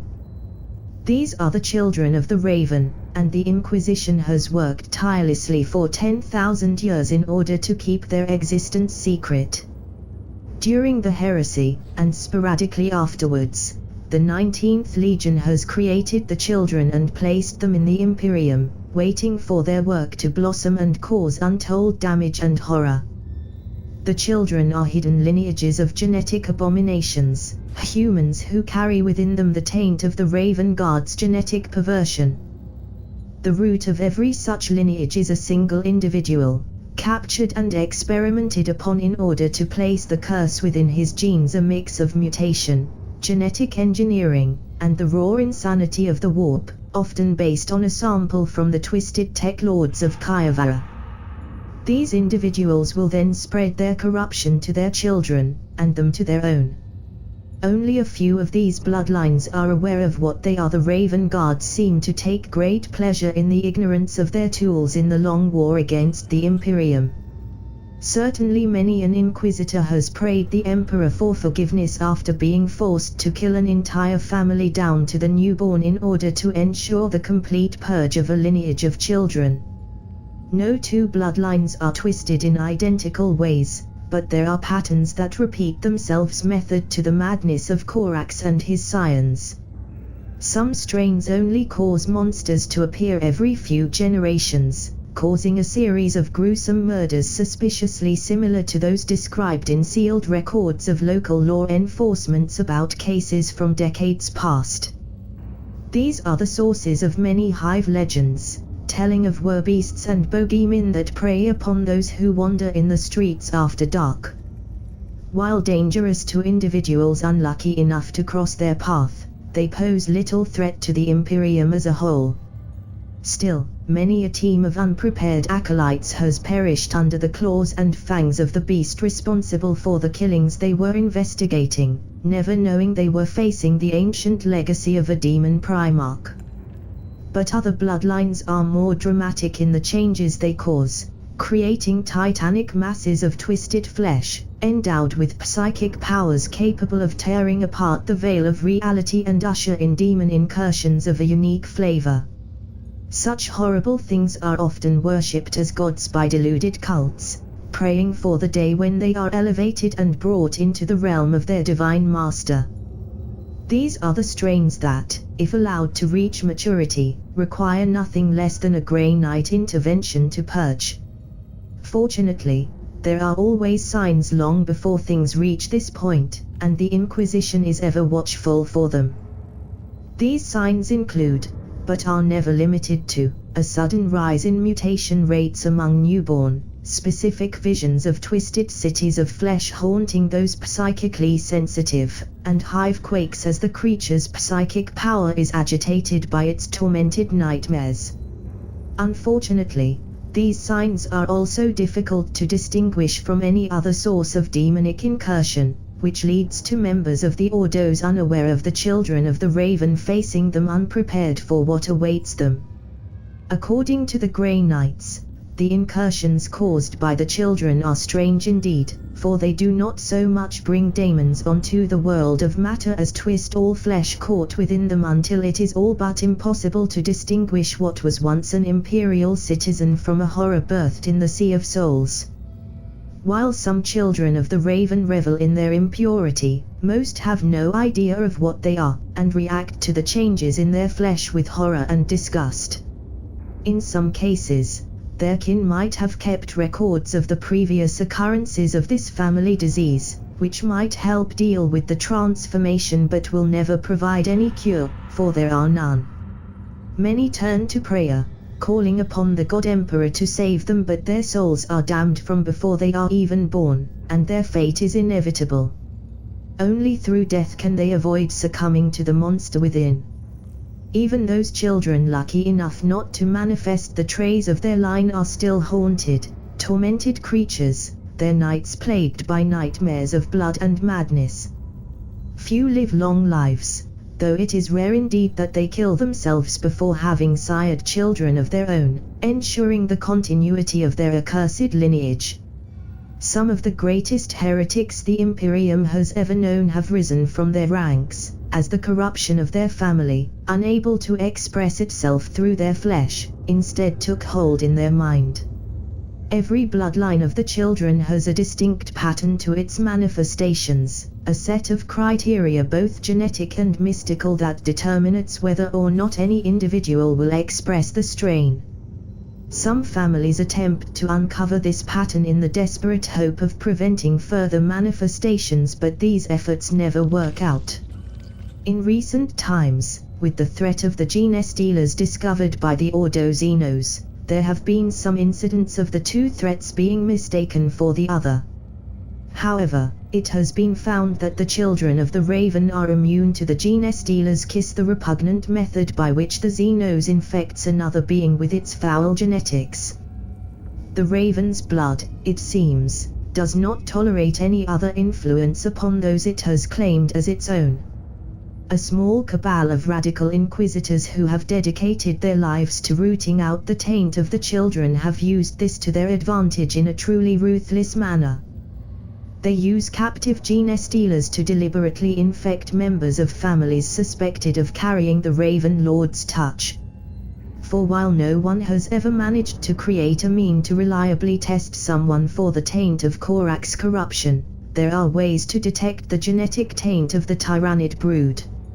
If the test subject is infected, then it means that his family does not belong to the children, and the subject is executed after being given the Emperor's blessing.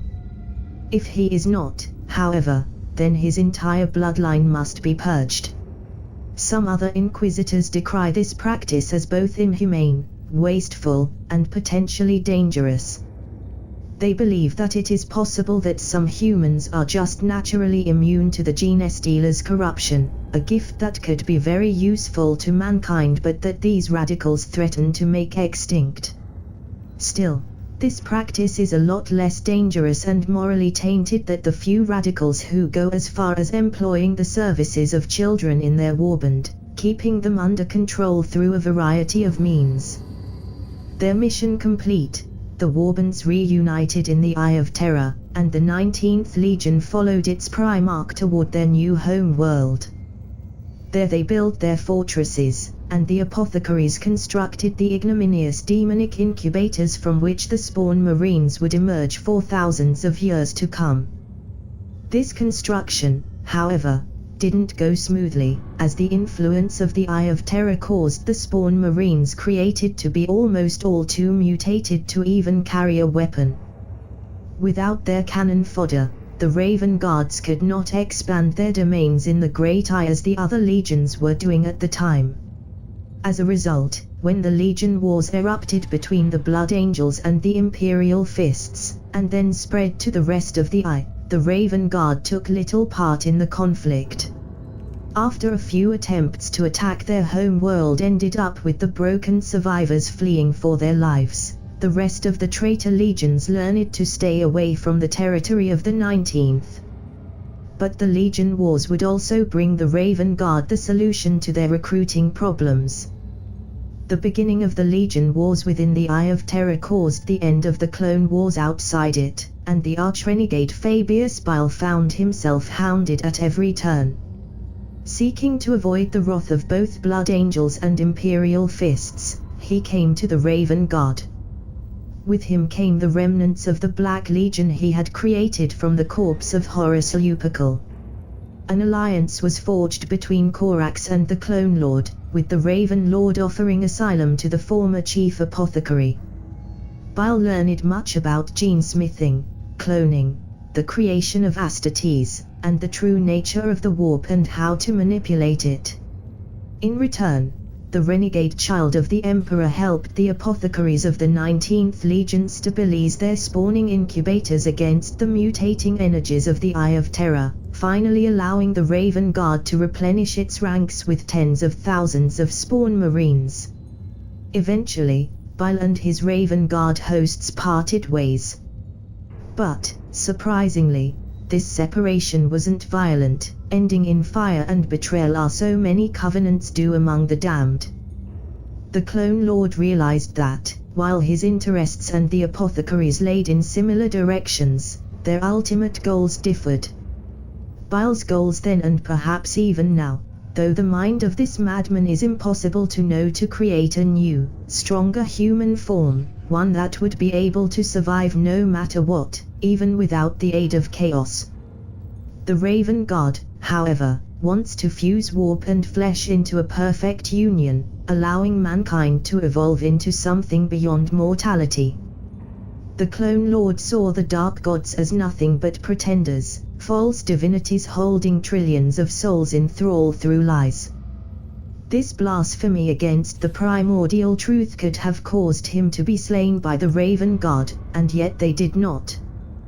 Perhaps they thought that one day the son of Fulgrim would come around to their viewpoint. Perhaps they knew that whatever his beliefs, Baal was doing chaos work. Regardless of the truth, Baal left the Legion's home world with his servants and the blessings of the Raven Lord in order to continue his research. According to legend, this temporary alliance created one thing beyond the stabilized incubators, a perfect hybrid of humanity and demonkind, born of Fabius' own genes mixed with others and what passes for blood in the Neverborn. This creature, called Melusine, is little more than an obscure legend. Even in the Eye of Terror she has never been seen in Imperial space. Perhaps she cannot leave the warp storm, in the same way daemons are unable to.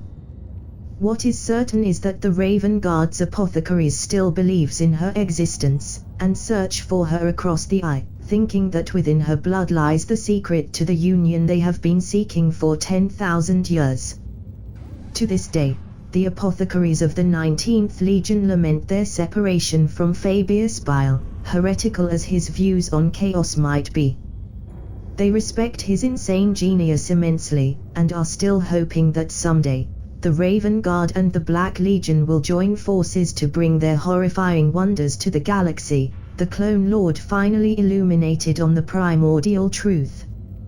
There are debates among the Inquisition whether the Raven Guard or the Clone Lord are responsible for the greatest genetic atrocities. But these debates are secret affairs, held only in the few moments of respite of individuals burdened by one of the most terrible responsibilities of the Holy Ordos. For while the Raven Guard might not be the most powerful of all the traitor legions in strictly military terms, though the hordes of Spawn Marines are still a considerable threat, they are the one the Inquisition is the most wary of. The Dark Angels might plot in the shadows for hundreds of years, waiting for their dread designs to come to fruition, but even they lack the corruptive ability of the Raven Lords get. The sons of Sanguinius might spread their delusions to all those around them, but they cannot twist the flesh and soul of generations yet to be born. And the disciples of the dragon, for all their cruelty and arrogance, are nothing but deluded fools embracing the false promises of Vulcan, not a threat to mankind's very essence. Knowledge of the 19th is heavily restricted, as madness has always plagued those who know too much about it. Only a very select group is allowed to know about the Raven Guard in the Holy Ordos. Unlike with many other secrets of the Inquisition, this is not to prevent heresy and betrayal, but truly to safeguard those not strong enough to endure and go on after being exposed to these terrible possibilities. The war fought against the Raven Guard is one of secrecy even by the Inquisition's standard, and the burden of keeping the truth hidden even from one's fellow Inquisitors lies heavy upon the most resolute of minds. Even the loyal Space Marines who fight against the creatures of the Raven Lord are too detached from humanity to truly realize the scope of the threat they pose. New recruits into this circle of brave, unsung heroes are chosen from among those who confront the mortal servants of Corax, the loose gathering of heretics identified as the Cult of the Raven. The Cult of the Raven. Among all the heretical cults to ever plague the Imperium, few are more dangerous than the deluded worshippers of Corax. Commonly known as the Cult of the Raven, these sects are spread widely across the Imperium, each cell rarely making contact with the others. The adherents of the cult believe that the Imperium enforces a lie upon its population with its pretense of civilization and false faith, keeping the human species from fulfilling its true potential. To them, the children of the Raven are the incarnation of that potential, and they worship them as such. It isn't unheard of for Raven-touched bloodlines to be observed by the cult for generations, waiting for someone to manifest the tray of their dark heritage. These unfortunates are then abducted, worshipped and kept prisoner in equal measure. The obsession of imperial nobility with keeping track of their bloodlines makes it easy for the cult to track the descendants of the monsters of previous centuries. More than one scholar, tasked with the keeping of genealogies, is actually an agent of the cult, using his position to search for the spawn of those families that were purged by the Inquisition long ago. One of the most dangerous tools of the cult is the ritual of the Dark Conduit. This ritual, which involves human sacrifice and prayers to the Raven Lord, grants knowledge of the warp at the cost of sanity. All new inductees into the cult go through the Dark Conduit, and the most veteran members undergo it multiple times, each one consuming a little more of their sanity and replacing it with unhallowed lore. The ritual was designed by Corax himself during the heresy, when he sought a mean to surpass Guilliman's own knowledge of the Empire Aeon, and is contained within countless grimoires his agents circulate in the Imperium. A cell of the cult is generally started by someone stumbling upon one such book and performing the ritual, or by a member of another cell sent by his master to start a new branch of the cult. As a result of this practice, the cultists of the Raven are distributed between madmen and fanatics, depending on how they reacted to their initiation. They rarely involve the elite of the Imperium, save for those belonging to the children. Cultists keep up appearances as best they can, helping each other to survive on the fringes of society, where their madness might go unnoticed. They gather and perform dark rituals, begging the ruinous powers for their blessings. Most of them have lost all sense of self-preservation and will not hesitate to offer their own life as sacrifice to their dark gods. Those who react best to the Dark Conduit, losing parts of their soul rather than their minds, become magus, and guide the cult, perform the rituals, and interpret the ramblings of their more demented brethren. The dream of the cultists is to be visited by an emissary of the Raven Lord and made into children of the Raven themselves. To that end, they pursue various goals. They tend to focus on gathering forbidden lore more than weapons, for pursuit of the primordial truth is paramount to them. Corax experiments are, after all, proof that knowledge truly is power. As a result, many cultists are malefic scholars of varying skill, seeking sources of lore beyond the conduit. Some explore the depths of the Underhive and other abandoned places in search of the temples built by previous incarnations of the cult, eager to plunder their secrets. Sometimes, they uncover the remnants of a child of the Raven, left to rot after its worshippers were wiped out, and work toward its resurrection. Others perform dark rituals and gene-splicing experiments in an attempt to emulate their dread Raven god.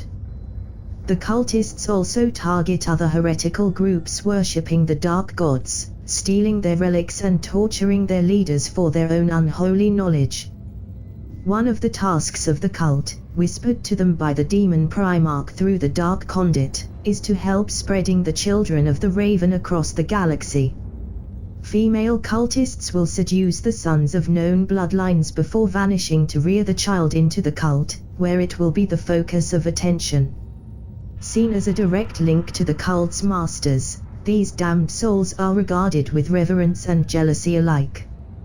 Once grown, the children will travel to other worlds of the Imperium where the cult exist, where they are welcomed as dark messiahs. Interbreeding with cultists exposed to the Dark Conduit often cause changes in the strain, resulting in a new type of eldritch horror being created. The cult is ruthless in ensuring its existence remains secret, not hesitating to kill family members who aren't members if they learn too much. Outwardly, the cultists' actions are difficult to distinguish from those of more mundane criminals, gruesome murders, abductions, thief, and so on. But when the time is right and their legion masters attack, they suddenly unleash everything at their disposal, revealing that they are far more dangerous than the authorities believed. This also happens when the cult has been cornered and is about to be purged. be it by the Arbits or the Inquisition.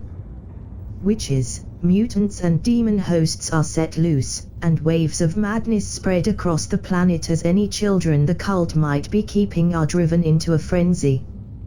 The facade of control is swept away, revealing the true monsters all cultists become when partaking of the Condit's tainted knowledge.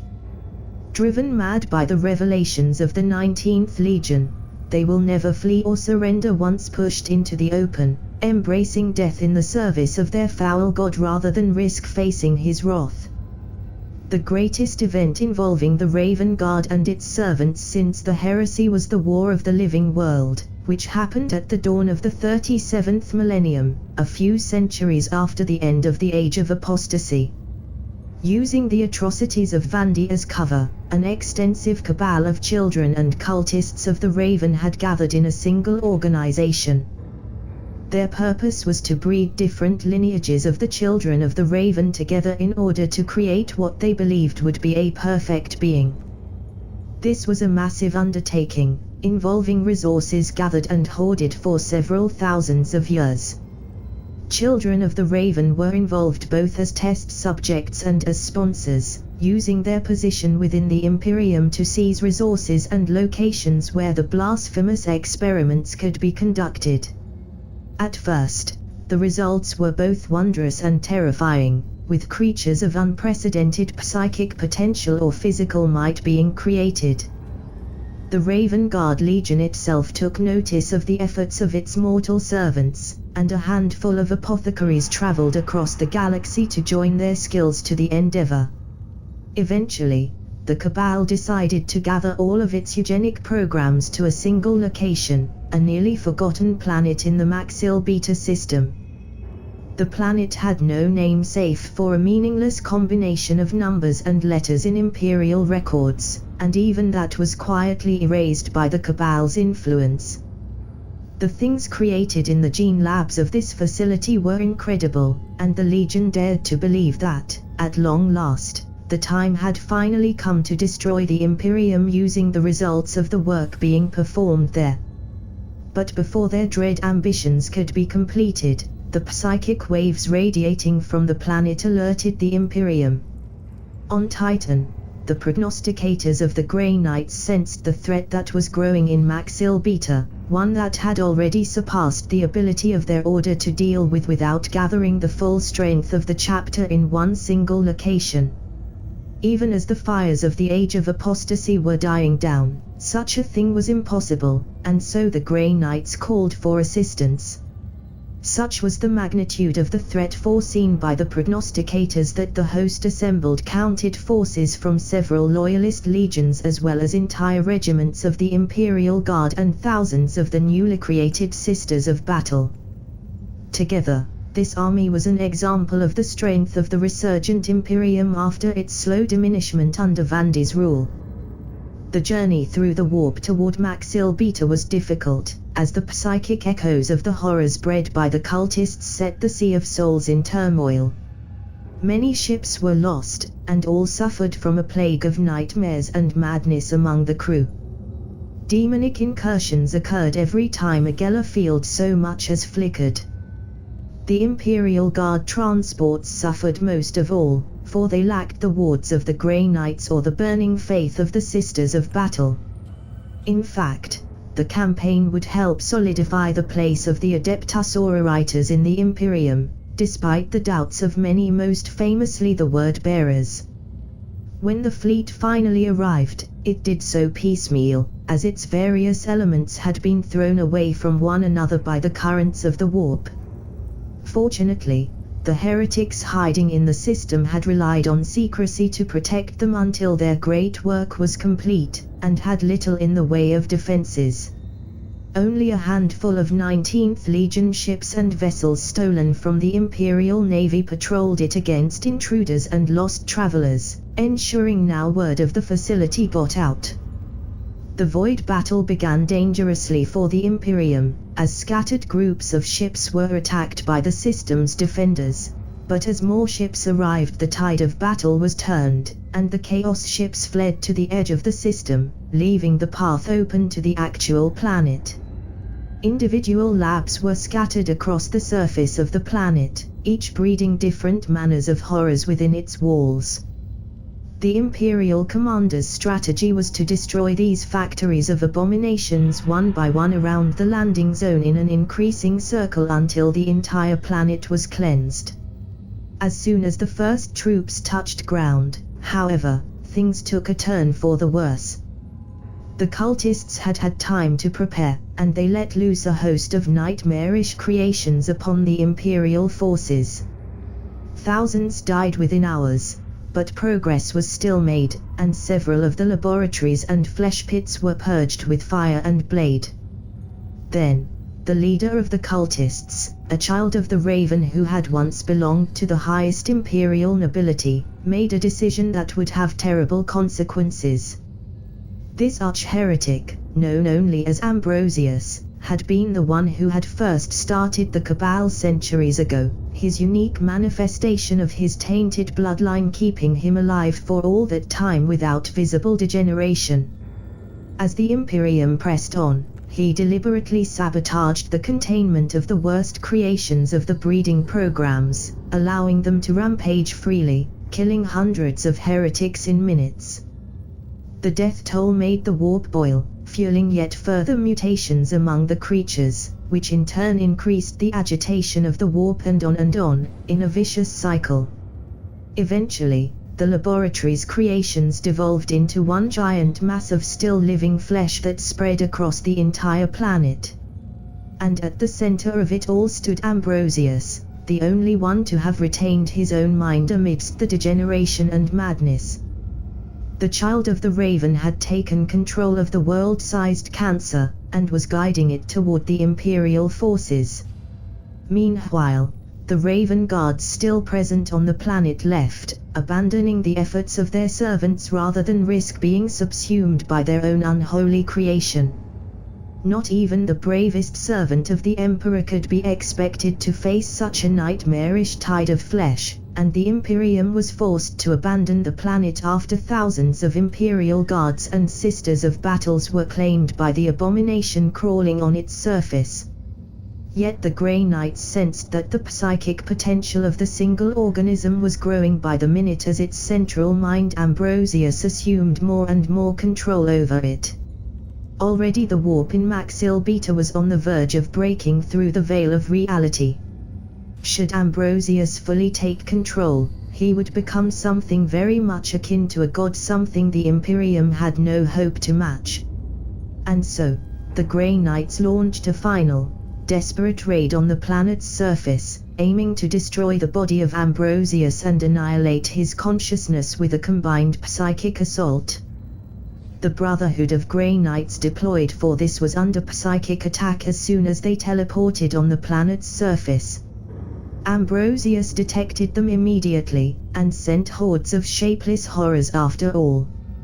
For a moment, it seemed as if the mission was doomed to failure, and the Imperium's future was grim. Then, out of nowhere, another warrior wearing the silver of the chapter came to the rescue of the beleaguered Brotherhood. None among the Grey Knights knew him, but such was the desperation of the situation that they accepted him in their group during their final rush toward Ambrosius' physical body. The confrontation of the arch-heretic mutated form is considered one of the chapter's greatest battle. 6 warriors of the original Brotherhood plus the unknown warrior faced a creature several hundred meters in size, a bloated mass of flesh at the center of which rose the still recognizable form of a human male of noble bearing, glaring at the Grey Knights with hate-filled eyes. Yet despite the odds arrayed against them, the Grey Knights succeeded, as they ever do in such situations, though once again, the cost was terrible. By combining their psychic powers together, the Brotherhood enabled the unknown champion to strike at the very heart of the monstrosity, destroying Ambrosius' mortal brain and casting his very soul into oblivion. With Ambrosius dead, the 2 surviving members of the Brotherhood teleported back to their ship, but the mysterious warrior was left behind, his armor refusing to accept the teleportation codes. As soon as the Grey Knights had arrived, the entire fleet opened fire upon the writhing world, unleashing the full wrath of exterminators on the abomination. But as the first shells hit, the warp flared with enough power that, had the fleet not already raised Geller fields, it would have been lost instantly to the madness of the Sea of Souls.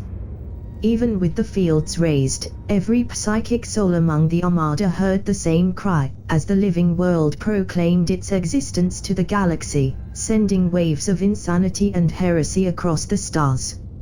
Something was horribly wrong here.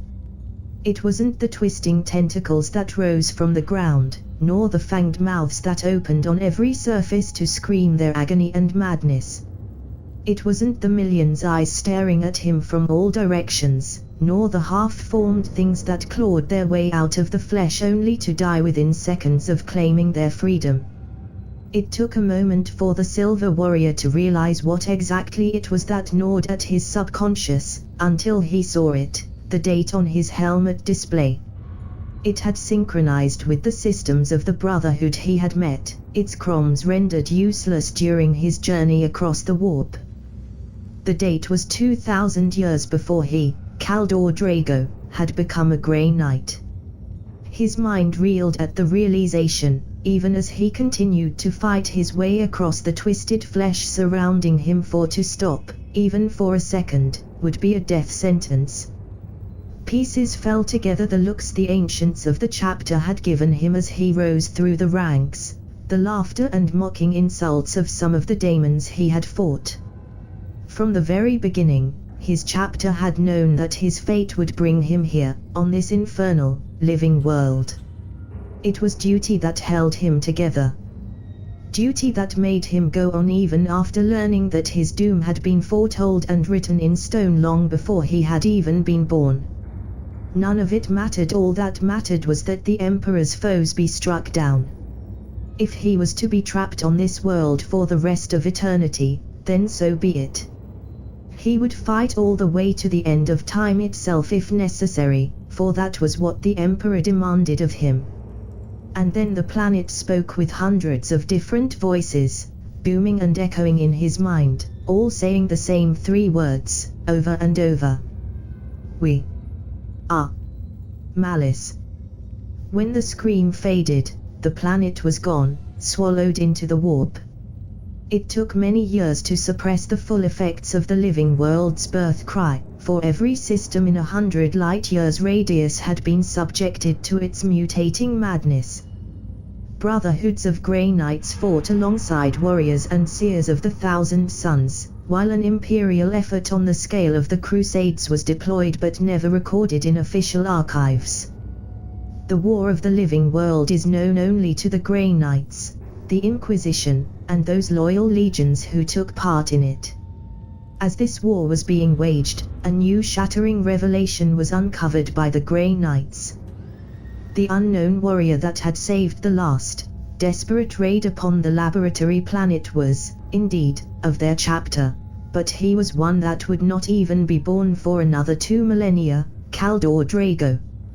In a display of the warp's disregard for causality and linear time, this Grey Knight would be inducted into the ranks of the chapter, rise through the ranks, and then vanish into the Sea of Souls during the 41st millennium, only to be cast back through time and emerge just in time to help the Brotherhood fighting against the Raven's spawn.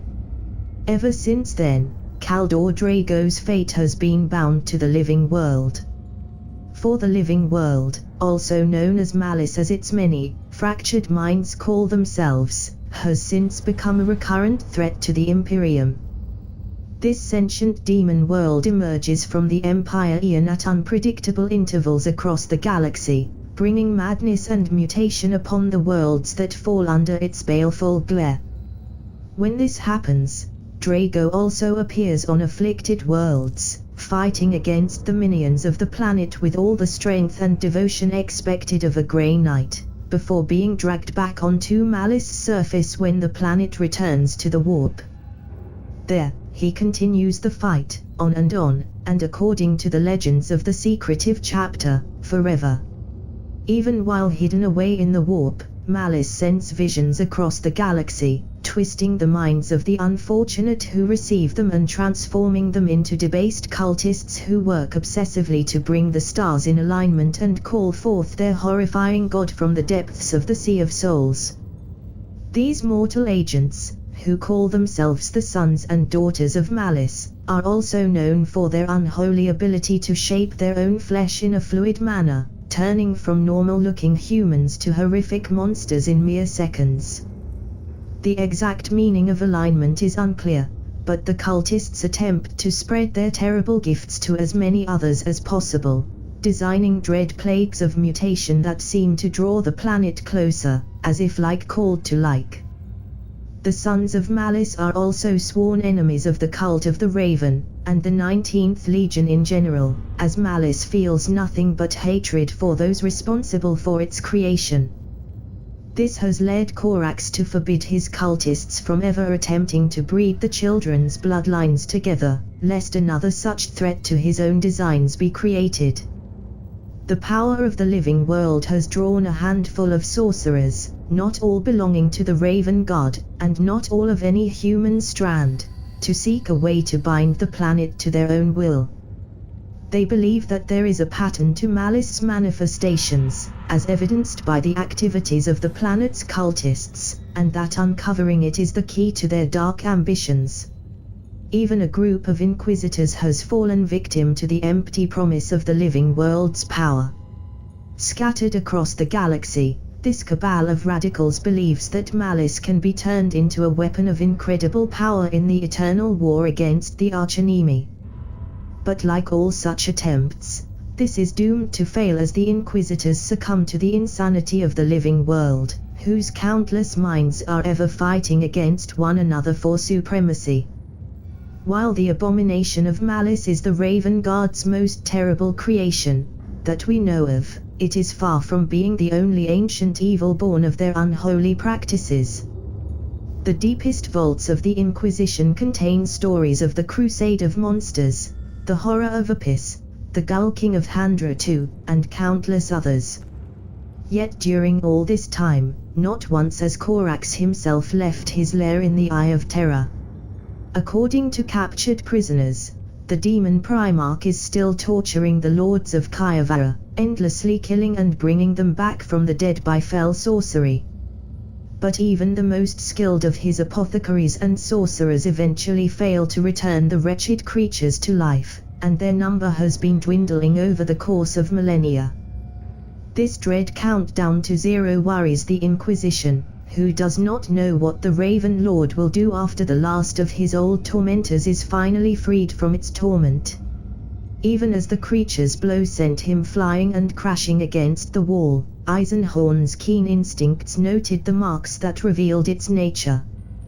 The elongated fangs, the pale, drawn face, the aura around it that flickered with the touch of the warp, the signs of the 9th Legion, the Blood Angels. That was a new one. All manners of heretics had been drawn to Sanka over the last years, most of them without even knowing why. It only showed how important his work here was.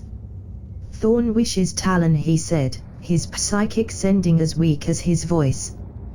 The monster before him cocked his head, puzzled at the words, trying to grasp their meaning.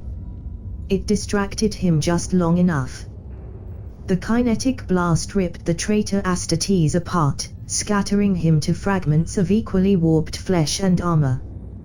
The tainted blood of the fallen angel covered the walls, but none of it touched Gregor. From behind where the traitor had stood, the cylindrical shape of Gideon's gravitic chair appeared. When the first signs had manifested, they had thought Gideon had been infected with some trick of the enemies their calling made them fight. But then the nightmares had begun, and there had been no denying the truth. Gregor had been fighting against the agents of ruin too long not to recognize the symptoms. His pupil had begged him to kill him. He had tried to do it himself, and to his horror, found that his hand refused to obey him when he commanded it to pull the trigger. But Gregor had lost too many friends already, and he had refused to lose one more to the machinations of the archenemy. And so, the chair. Sometimes, Gregor Eisenhorn wondered how he could ever have been so foolish. Ravener, really? How much more obvious could the 19th get? And still, he hadn't seen it until it had been almost too late. Gideon had been lucky, in a sense. The mark of the hateful raven affected his body, but his brain was untouched. The only reason he had had the dreams was because of his immense psychic potential. All Gregor had had to do was fake an accident, and ensure the silence of the doctors that had performed the actual operation. Now Gideon was little more than a brain, kept alive by the devices of his gravitic chair. He would never become an inquisitor now. They had claimed it was because of his wounds, but the two of them both knew that it would be far, far too risky. The nightmares had stopped since the day of the operation, but there was no telling how long that would last. Allowing Gideon to live was already an act far too much steeped in radicalism to Gregor's liking. He would not risk having a child of the Raven become an inquisitor. "Master," sent Gideon. "Are you all right?" Gregor forced himself to his feet, suppressing a grunt as pain flared in his every articulation. It was becoming more and more difficult to ignore the damage old age, and a lifetime of service to the Emperor, had inflicted upon his body. But he had to go on. There was too much at stake. There always was. Yes, he replied to the one he had once seen as his son and now only dared to consider a weapon. Let us move on. It didn't matter how much he had to sacrifice, what tools he had to use, how many agents his former friend Pontius sent after him on the Inquisition's orders. He would prevail. Any cost was worth preventing the plots of the ancient enemies from reaching fruition, to stop the nightmarish visions that haunted him from coming to pass. No matter what, vowed Eisenhorn once more, the Yellow King would never be born. Organization. Kvarenschreik, the last-born. Over the millennia, very few true Astartes have been inducted in the ranks of the Raven Guard. Few enough, in fact, that the Imperium has been able to keep a relatively complete list. Kvarenschreik is one of them, and the most recently created pure-blood son of Corax. He rose through the ranks quickly, and soon became the leader of his own warband. Other forces across the eye soon learned to fear his name, for he was utterly ruthless in the pursuit of his goals, whatever those might be, for he is a silent figure as well. It is believed that he is gathering allies, weapons and other assets in preparation for some daring operation within the Imperium, but none of the 14 assassins sent after him have managed to kill him. In fact, 9 of them were found on Worlds of the Iron Cage, delivered at the doorstep of the Inquisition's headquarters by unseen hands. They were not dead, though the Inquisitors soon granted them mercy. In battle, Shrike wields the Raven's talons, a pair of lightning claws of which each blade contains a different bound demon. Claimed to have been forged by Corax himself during the heresy, these weapons whisper endlessly in his mind, granting him dark insight and slowly driving him mad at the same time. According to rumor, Shrike came into their possession while wandering on the Legion's home world. While following a vision of Corax, he came into one of the infernal, trap-filled labyrinths that dot the demon world, and found the talons inside. The title of Lastborn was bestowed upon Shrike by a renowned demon oracle in the Eye of Terra, and many Imperial seers have also received visions attributing it to him. What exactly it means seems clear. There will be no more purebloods after him. Yet nothing is ever so simple where the warp is concerned, and the meteoric rise of Shrike has led many to fear that the title is a portent of something much more catastrophic than the long-drawn extinction of the 19th Legion. Since his exile into the Eye of Terra, Corvus Corax has become a bitter, distant and hate-filled creature that cares little for the lives of his pure-blooded sons and not at all for the numberless spawns of his tainted gene line. While the Raven Guards still owe him fealty, the Legion has fractured in a myriad warbands, each led by an individual lord strong enough to keep his followers together. Warbands of the 19th Legion are all based on the Legion's home world in the Eye of Terra, save for a few exiles and renegades. They all hold dominion over Aspire, one of the impossible towers of the Raven Lord's realm. Each such warlord has a group of purebloods at his side, his blood brothers and trusted lieutenants. These purebloods are true Astartes, and it is believed that less than 1,000 of them came with Corax in the Eye of Terra. How many survive now is likely unknown even to their Primarch. This elite circle rules over a far greater number of Spawn Marines, led by those of their number who succeeded the trial of reaching the spire unaided after being born. It is estimated that the Spawn Marines outnumber the purebloods 100 to 1 at the very least in most warbands, yet they are kept under control through a mixture of fear, gene-coded obedience, and sorcery. Feuds between warlords are frequent, but things rarely escalate to the level where purebloods are fighting. It is far more common for the Spawn Marines and human servants of the rival warbands to slaughter each other until either a clear victor emerges, their masters reconcile, or they simply get bored and move on. However, time means little to the Lords of the Raven Guard, and some of these feuds have lasted for thousands of years and be fought across the entire Eye of Terra, using Spawn Marines and Astartes from other legions as pawns. One particular rivalry is said to have lasted for hundreds of thousands of years, thanks to the timeless nature of the Eye, and to have ended only when Corax himself turned his attention from his tortures for the first time in ages and commanded that this foolishness end. This rivalry, according to legends, had been started by a disagreement over the interpretation of one of the Primarch's orders during the heresy. Because these disaccords have little real consequences for the warlords who start them, the 19th Legion is, ironically, plagued by far more intra-legion conflict than the rest of the traitor legions.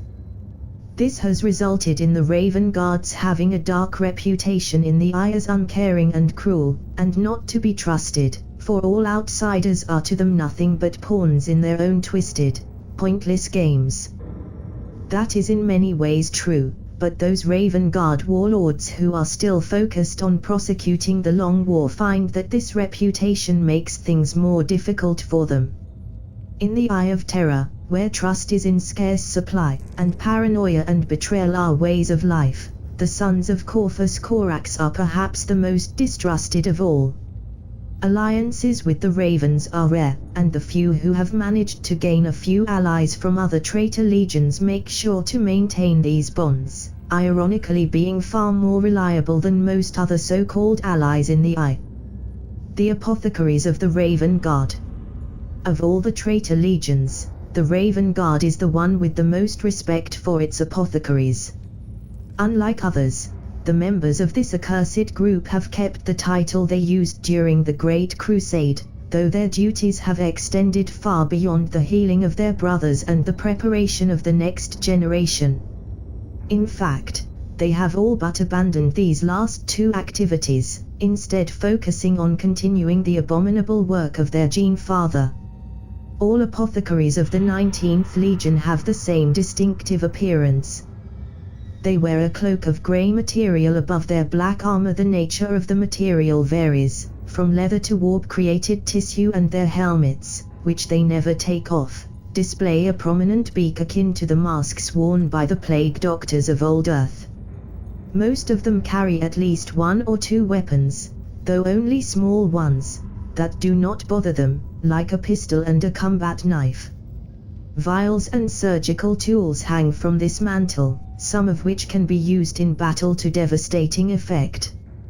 But it is not on the battlefield that an apothecary of the Raven Lord is the most dangerous to the Imperium. These wretched gene-smiths are responsible for the creation of new strains of children, and most of them are constantly traveling the Imperium in stealth ships. They join up with lone cults or anti-imperial rebellions, offering some of their knowledge in return for test subjects. Some experiment wildly, leaving dozens of twisted abominations to die in agony in their wake, while others work more slowly, selecting a subject with care and ensuring that he or she can propagate the tainted bloodline afterwards. They do not limit their work to the Imperium. Sometimes, a rogue trader will find monstrous alien creatures wandering the ruins of human cities, only to later discover that these creatures bear traces of human DNA. An apothecary of the 19th Legion has marched upon this world before. Some apothecaries, considered eccentric by their colleagues, are interested in alien biology, thinking that some inspiration can be found there for their own great work. They have captured specimens of every Xenos race known to the Imperium and several which aren't, dissecting and vivisecting them to learn more about their differences from mankind's own genetic pattern. Few of these corrupted apothecaries remain in the Eye of Terror, for the merging of warp and reality make their experiments unstable. Just because one of their creations is capable of life in the Eye does not mean that they can continue to exist outside of it. Still, it is where they keep their fortresses, where samples from all their work are preserved in stasis, and they perform their more dangerous experiments, those not aiming to create anything but to extend the boundaries of their unholy knowledge. The rest of the Legion tends to avoid them, for even though they respect their work and profit from it immensely, even they find their driven brethren unsettling, their obsession for their work making them see anyone as ultimately expendable. Yet their services are still sought after, for the apothecaries have access to many strange, seemingly impossible procedures. They can shatter the mind of any prisoner by playing with his brain, turn a rabble of human slaves into a host of mutated beasts, and even bring dead Astartes back from the dead, as long as they have a genetic sample from the subject and the help of a skilled sorcerer. The fact that those who return from death in such a fashion are always distant, and refuse to speak of what they experienced between their demise and resurrection, does little to stop the Raven Guards from making arrangements to have such an operation performed on them should they die. Combat Doctrine. The Shadow Walkers. There are those among the Raven Guard who embrace a different path to power than the rest of the Legion. They embrace the talents their Primarch displayed in his youth when trying to escape from his tormentors. Through a combination of innate sorcery, endless training and mental techniques, these Shadow Walkers, as they are called, are supreme infiltrators and assassins. Through the art of wraith slipping, they are capable of short-range teleportation, moving through the gaps in others' perceptions and entering into the warp to emerge in another place instantly. Most of them have some mean of moving vertically, such as a jump pack, psychic levitation, or wings grown from mutation. They favor melee weapons such as lightning claws and short blades, often coated in poison. All Shadow Walkers operate alone, and it is a rare warlord indeed who can manage to get more than one of these elusive agents under his command. Most often, they are only hired for a single operation, and finding and contacting them is the first part of the payment. The Shadow Walker will demand that his would-be master explain exactly how he found him. That can be quite a tale in itself, for while some Shadow Walkers remain on the Legion's home world in between contracts, others wander the Eye of Terror and beyond, spying and killing with no reason but their own.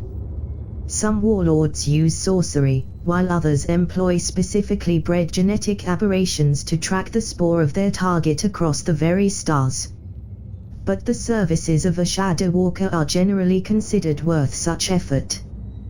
There are no fortresses they cannot infiltrate, save perhaps for a handful of inquisitorial keeps, both secured against physical intrusions and warded from warp manifestations.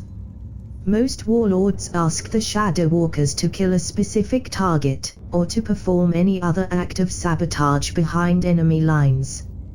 Sometimes, a battlefield will catch the Shadow Walker's eye, who will see it as an opportunity to sharpen his skills even further, and he will remain involved in the conflict long after his mission is over. In most cases, the Shadow Walker continues to act in favor of his former employer, out of whatever passes for brotherhood in the 19th Legion, but not always. For some Shadow Walkers, the only way to truly test their skills is to pit them against others of their own legion, especially those who have already shown their ability to find them. Wraith slipping is more dangerous than the Shadow Walkers like to pretend it is to their employers. Whenever they open a hole into reality, there is a chance that the things that dwell beyond will go through. Usually, a Shadow Walker has enough control to ensure this does not happen, but when he needs to make a quick escape, a tide of Neverborn might pour through, attacking his pursuers. In the eyes of the Shadow Walkers, this is merely another benefit, as it covers their escape in these rare occasions when they are caught. Across the galaxy, dead worlds orbit silently around their stars, testaments to the power and reach of the 19th Legion. When the children of the Raven grow too numerous, or the pleas of Korak's deluded cultists become loud enough, a warlord of the Raven Guard will hear the call, relayed to him by the blood of the Demon Primarch.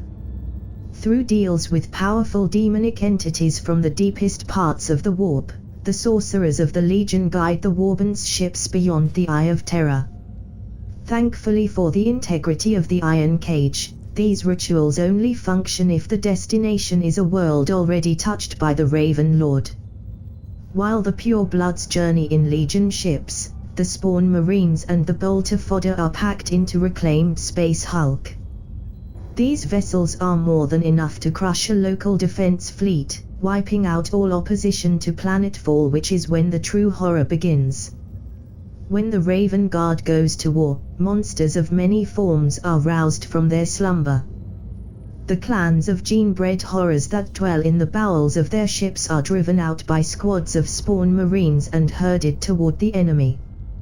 Human cultists go under the knives of the apothecaries, the survivors returning as stronger, tougher, and utterly insane masses of mutated flesh.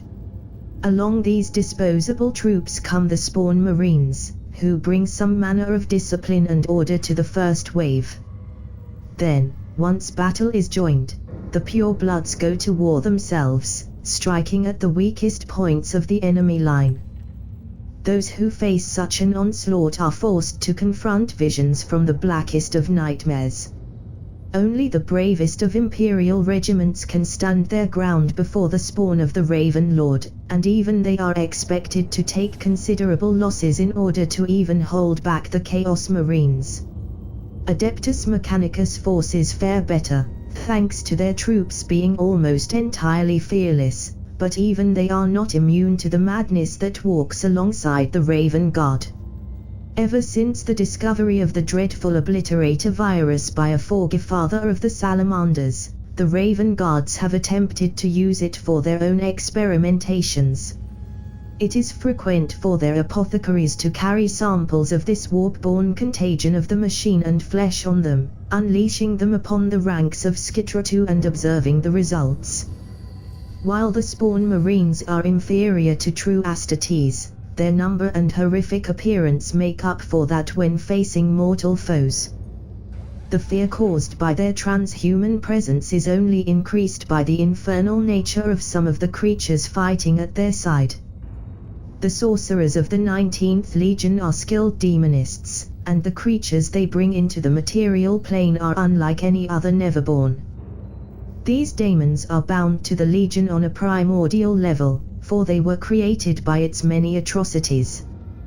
They were spawned by fear, horror, madness, and the obsession for bloodlines that afflicts almost every noble family in the Imperium, and is used by the Raven Guard to help propagate its hateful children.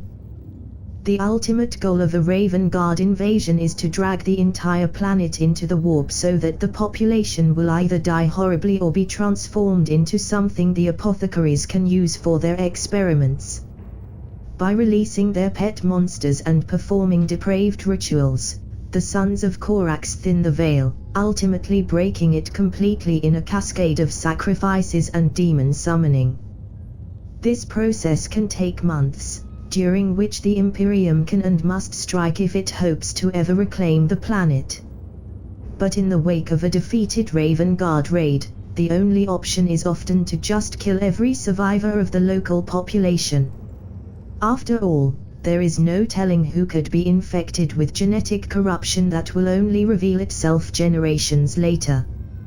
The Raven Guards adapted to this practice by capturing Imperial soldiers sent to fight them and arrange for them to escape once they have been turned into a child of the Raven. This has, in turn, led to the systematic execution of any escapee, regardless of how convincing their escape was.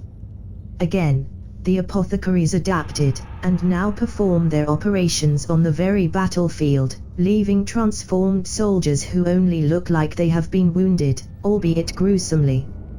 Ultimately, after much debate, the Inquisition has decided to purge entire regiments who have made contact with the Raven Guard if there was even a rumor that an apothecary was present. Thankfully, their distinct appearance makes confirming it quite simple. Only the highest personnel, the officers and support who never saw combat, are spared, and even then, only if the Inquisitor on site is feeling merciful. Many kill those as well, to prevent stories of the Raven Guard from spreading. My children. By the time you read these words, I will be dead by my own hands.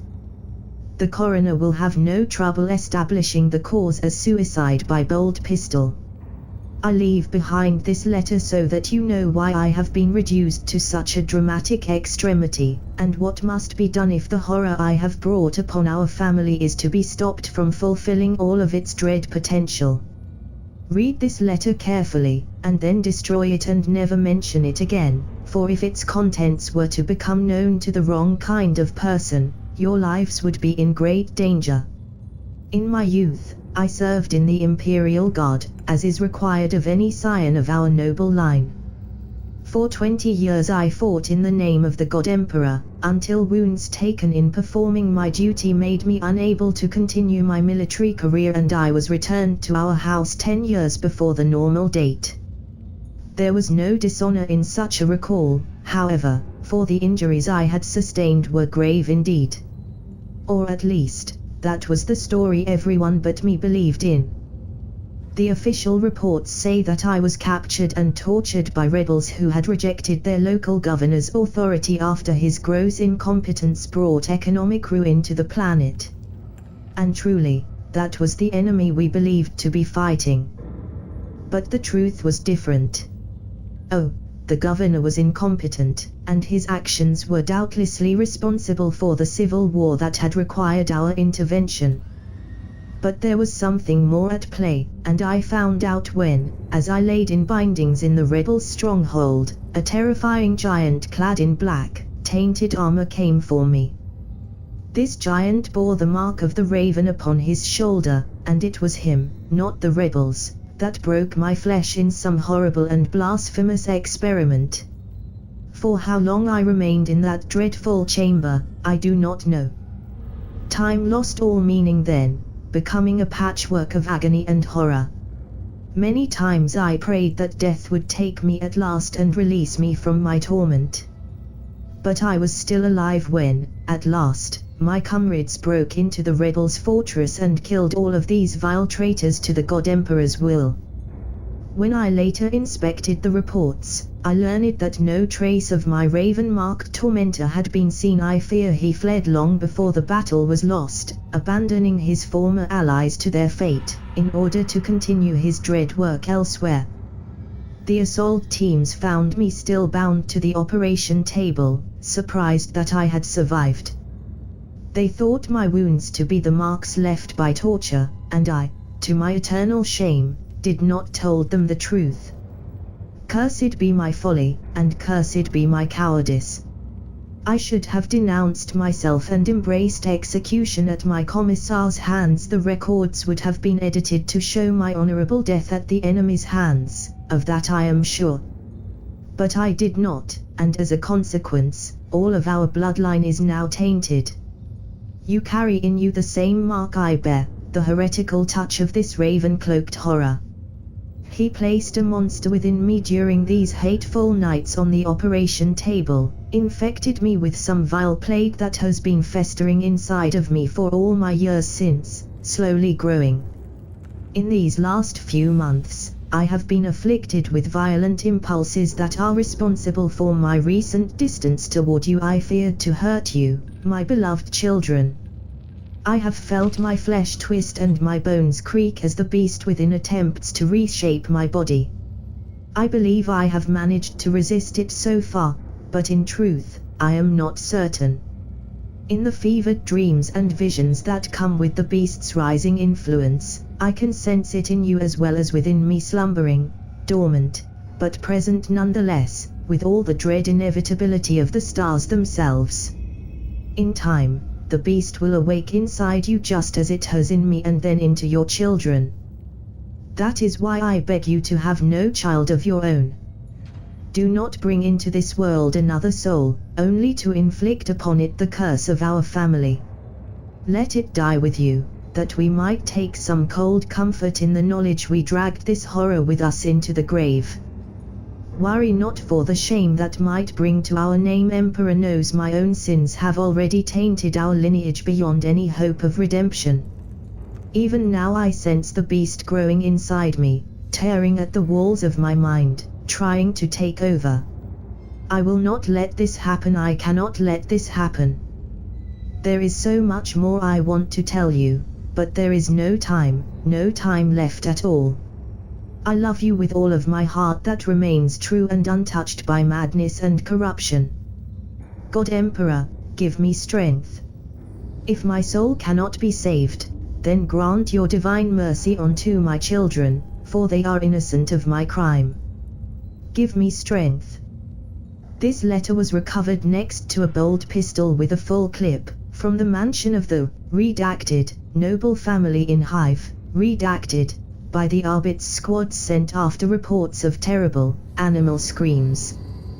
The whole family and their servants had been slaughtered by some unidentified beast, in a manner similar to previous killings in the rest of the Hive.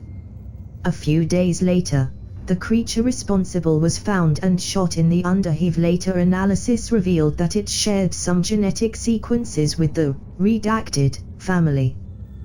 The Arbit's forensic analyst was recruited into the ranks of the Holy Ordo's servants, while all other files related to the affair were classified.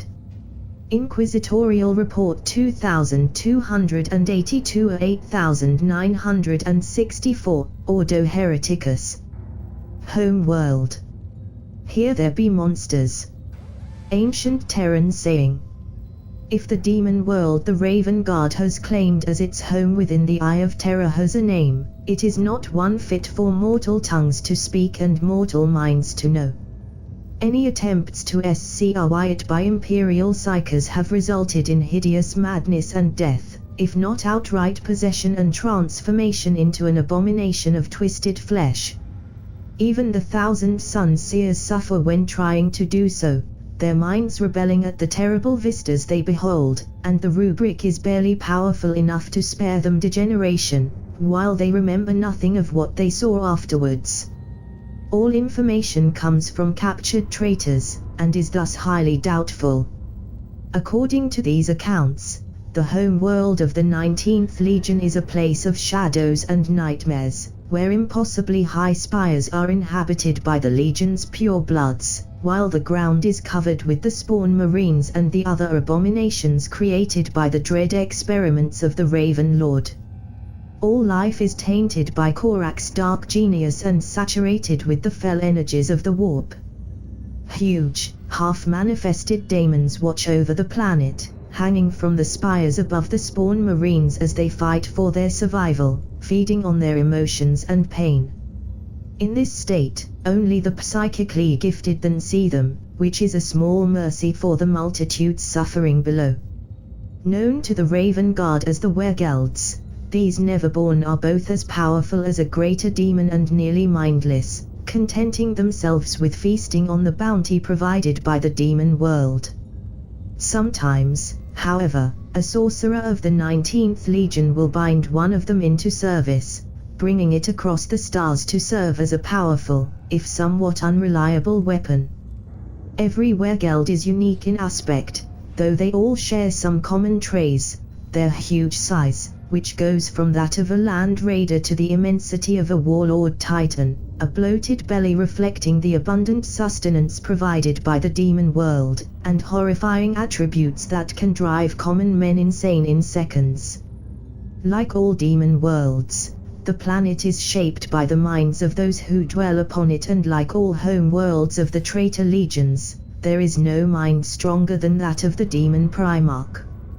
Even after 10,000 years, Corax is still haunted by the nightmares of his youth, as are the Spawn Marines, whose very blood carries within it fragment of their genesire's memory. These two sources combine to influence the environment, creating cruel fortresses of cold metal filled with deadly traps and hunting silhouettes. Any who enter these places will feel the same hatred, fear and helplessness Corax felt in his youth on Kyavar, but there are also great secrets and weapons hidden within, representing the hope of freedom and vengeance that drove the Raven Lord to continue his attempts to escape. Very few ever succeed in reaching them and escaping, but it is said among the ranks of the 19th that those who do are favored by Corax himself. During the Legion Wars, the Raven's home was attacked several times by warbands who sought the glory of challenging an entire legion, led by lords who believed such an act would earn them the favor of their gods. They made planetfall with ease, but within a few weeks, the traumatized survivors were captured, or rather, rescued by the purebloods, saved from the madness and horror of the surface. With dark amusement, the purebloods returned the would-be conquerors to their ships and let them depart without further harm, to carry word across the eye of how their den was impossible to conquer. These warriors, traitor marines all, used to life in the nightmare realm of the Ice War to never return, regardless of the treasures and glory that might be found there. That hasn't stopped others from trying. Of course, if there is one thing that is never scarce in the Eye of Terror, it is glory-seeking fools. But none of the next invaders were rescued, nor did they find what they sought, and few escaped with their lives, let alone whatever passed for their sanity. Another mind-bending trait of the Raven Guard's home world is the abhuman creatures known as the lemurs, which are native to this infernal land. They are small, starving humanoids, scraping food from the detritus of the warp-polluted land. The Inquisition first learned from a rare prisoner, a sorcerer of the 19th Legion, that these pitiful wretches are the reincarnated souls of those who died at the hands of a scion of Corax, be it a pureblood, a Spawn Marine, or a child of the Raven. The shades of the Raven Lord's victims are pulled into his nightmare realm and reborn from the twisted masses of mutated flesh that make up some of the landscape, to be preyed upon by all manners of horrors until they die, and are reborn again, over and over, until their soul is completely snuffed out as the last shred of their spirit is consumed. Strangely, according to the sorcerer, those in service to Chaos are spared this fate, likely because their souls are consumed by their evil gods upon death. Knowledge of the lemurs is one of the truths granted to the cultists of the Raven by the Dark Conduit, and it is something that the Inquisition suppress ferociously, as it is one of the most effective tools in converting others to the cult when the Raven Guards are in the process of invading a planet. Official inquisitorial doctrine on the subject is that only the faithless and cowardly become lemurs, as the brave and faithful are protected by the God Emperor and welcomed to his side in death. Still, members of the Ordos dedicated to fighting the Raven Guard will often be taunted by their quarry with the names of their fallen comrades and promises that they are suffering in the Eye of Terror. But since no trace remains in the lemurs of who they were in life except for the instinctual knowledge that once they had a life outside the hell in which they now find themselves, this is likely just one more lie intended on breaking the spirit of the Emperor's agents' beliefs. 10,000 years ago, as the mortal realms count such things, our legion found the truth. It was not a pleasant revelation, but a horrible one, yet we were strong, and we embraced it. We became that which the universe demands us to be, rather than being broken under the weights of divine expectation. Our Father and Lord, Corax, led us into this new age of dark illumination, forging us into the instruments of the primordial truth. We understand more of chaos than any other legion, even the Ultramarines who were chosen as its champions, or the Dark Angels who were the first to stumble upon the truth of the galaxy. The power of the primordial annihilator flows through our blood, elevating those worthy and turning the rest into beasts, fit only to serve their betters. That is as it should be, as it must be. Only by accepting the truth and abandoning the foolish, naive ideals that so much of mankind still clings to can the species survive, let alone ascend into what we are destined to become. The Imperium struggles and screams against the truth, refusing to hear it like a petulant child. That is why it must and shall be destroyed, and its false emperor, the greatest deceiver of all, cast down from the golden throne, that his lies might be silenced forever. We of the Raven Guard are the heralds of that which will come then, once the empty light of the Astronomicon has fallen dark and the dark gods are triumphant. The spawns are nothing but our tools, to be used and discarded as we drag our species kicking and screaming into the truth.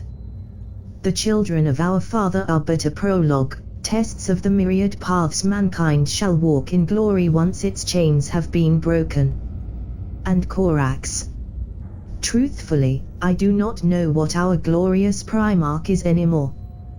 That peculiar truth is beyond even my understanding, for he stands as high above me in the eyes of chaos that I do to the cultists who do my bidding on 100 worlds. His power is beyond reckoning, yet he spends all of his time in his tower, indulging in the leftover hatreds of an existence he should, by all rights, have long left behind. Every time I catch a glimpse of his form, it is slightly different, as if his ascension during the heresy was merely the beginning of his transformation. Perhaps that is why he remains in his tower, alone but for the screams of his enemies. Perhaps he awaits the day his ascension is finally complete. If that is the case, then I hope with all my soul that I shall live long enough to witness his final and terrible glory, when he emerges from his reclusion to bring about the end of the Imperium and the new age of chaos.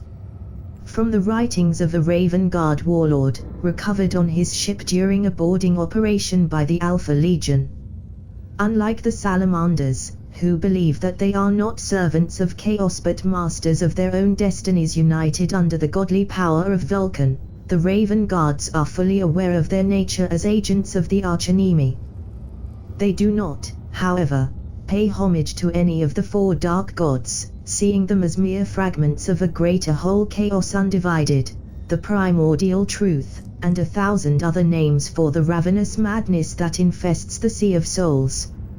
Nor do they offer prayers or ritual sacrifices, they make their devotion known through their actions, each of which feeds the ruinous cancer that we call chaos. The dread revelation the Legion experienced during the heresy still shapes their beliefs to this day. To the sons of Corax, the civilization embraced by the Imperium is nothing but a lie. The universe is a cruel and unfair place, one in which there are only preys and predators. The Chaos Gods are the only divine powers, and they feast on torment. Therefore, the only way not to be the one suffering is to make sure others suffer in your stead. Many see the Spawn Marines, whose existence begins and ends in confused suffering, as a legion-wide way of doing this, ensuring that the purebloods reap nothing but the blessings of the ruinous powers. The Legion's spirit can be broadly divided in two categories. First are those consumed by bitterness and the thirst for vengeance against the Emperor, against their own enemies, against the universe itself for making them as they are. They believe in the primordial truth but hate it at the same time, yet also know that there can be no escape from their service to its dark designs. Their hatred of the Imperium, their desire to make the entire galaxy suffer, is the only thing that keeps them going over the centuries. Others, however, revel in their nature, embracing the false revelation discovered during the heresy fully. They are the priests of ruin, and count in their ranks almost every apothecary of the Legion. In their eyes, the horrors created by the Legion are a higher form of existence, one toward which they are destined to guide mankind. To them, it is the Raven Guard's divine mandate to not just tear down the Imperium, but also replace it with galaxy-wide anarchy, a fusion of the warp and the flesh that, according to their demented philosophy, will allow the species to ascend and survive and thrive in the universe. However, just before the Raven Guards do not serve any of the dark gods in particular does not mean that they play no part in the great game of chaos. To the contrary, they are considered enemies by the servants of all four ruinous powers, despite technically serving all of them through their deeds. While this may be simply attributed to the self-destructive nature of chaos, the reason for it is more complex. The simple answer, and the one believed by most of those who study these matters, is that the dark gods are selfish beings and hate each other. The very notion of them all being mere fragments of the same entity is abhorrent to them, hence they driving their servants to destroy the 19th Legion. Yet that is just a comforting story, a tale men tell themselves to prevent their sanity from being destroyed by the primordial truth. Ironically, the very motivation that pushes scholars of the forbidden to embrace this lie is the same one that pushes the lost and the damned to rise against the Raven Guard. For the sons of Corax are saying the truth when they claim that the dark gods are naught but pieces of the primordial annihilator, aspects of the same baleful light, separated by the prism of mortal psyches. The teeming ranks of the lost and the damned have deluded themselves into believing that the dark gods are some sort of higher power, unknowable entities of infinite power which hold the entire universe in the palm of their hand, and move everything according to their unfathomable designs. The idea that they are following the will of a god grants them some solace. Even as they degrade themselves by committing acts of unspeakable evil, they can justify it all to themselves with the lie that it is merely the will of their god. Do you know what the gods are? Us. They are us, the living and the dead and those yet to be born. The truth is, there is nothing in this galaxy but us. Deny it however you want. Cry out and weep and call out for our destruction so that our voice will be silenced. It won't change the truth. Did Guilliman know it too? Who can say? I know the Black Dragon is aware of it at least. That's the real reason he remains sleeping on his treasure, you see. He has seen the truth, but refused to accept it. He still thinks order can be imposed upon this galaxy. But he is wrong. And one day, he will realize it or he will be taken off the board, another obstacle removed from the one path to glory. Unidentified Raven Guard sorcerer. But the Raven Guards know the truth, that the dark gods of chaos are nothing but psychic reflections cast into the warp by the collective soul of mankind and that of the countless other species that have ever lived in the galaxy. That knowledge is too much for the fallen souls enthralled to ruin to bear, and so they denounce the Raven Guards as heretics and blasphemers, and because they do so, the gods they believe to be real do so as well. Only a few of the strongest and wisest Chaos Lords know that the Raven Guards are right and can forge alliances with them, and unfortunately for the Imperium, these are the most dangerous of heretics. The Ravenites. It is one of the greatest dangers of the Ordo's noble calling that, By being exposed to the lies and corruption of the many enemies of man, inquisitors risk falling under their thrall. Nowhere is this more obvious than in these brave inquisitors who dedicate themselves to opposing the corrupting touch of the 19th Legion across the Imperium. Even though those who already bear this burden are very careful in choosing their apprentices and successors, this group loses more inquisitors to madness and suicide than any other faction. Yet worse still is the fate of the Ravenites, who do not just lose their mind after learning the horrible truth at the core of the Raven Guard's belief that the Dark Gods are born of mankind's collective soul. The Ravenites are those who also lose their faith in the God Emperor, in the Imperium, in pretty much anything, really. Whether by exposition to the horrors committed by the Raven Guard, by reading too much of their foul writings, or by being haunted by the visions sent by the living world, the Ravenites are broken beings, but are none less dangerous for it. Some inquisitors share the affliction of the Ravenites without having ever been exposed to the touch of the Raven God. By witnessing the horrors of the warp too many times, they too lose faith in the very possibility of mankind's survival against the forces arrayed against it. They are still considered Ravenites, as the name has become synonymous with heresy and betrayal born of despair. A common feature among Ravenites is that they are blind, having ripped their own eyes out during their fall into hopelessness-induced insanity. Afterwards, they eschew the use of augmetics or any form of replacement for their eyes, choosing to never see any more of the universe that they believe to be so vile and corrupt. Believing that the downfall of the Imperium is inevitable and the damnation of mankind already a fight, the Ravenites act to hasten the destruction of the Imperium. Their only hope, tenuous and bitter as it might be, is to make things easier on the human species by accelerating the process so that less suffering is caused.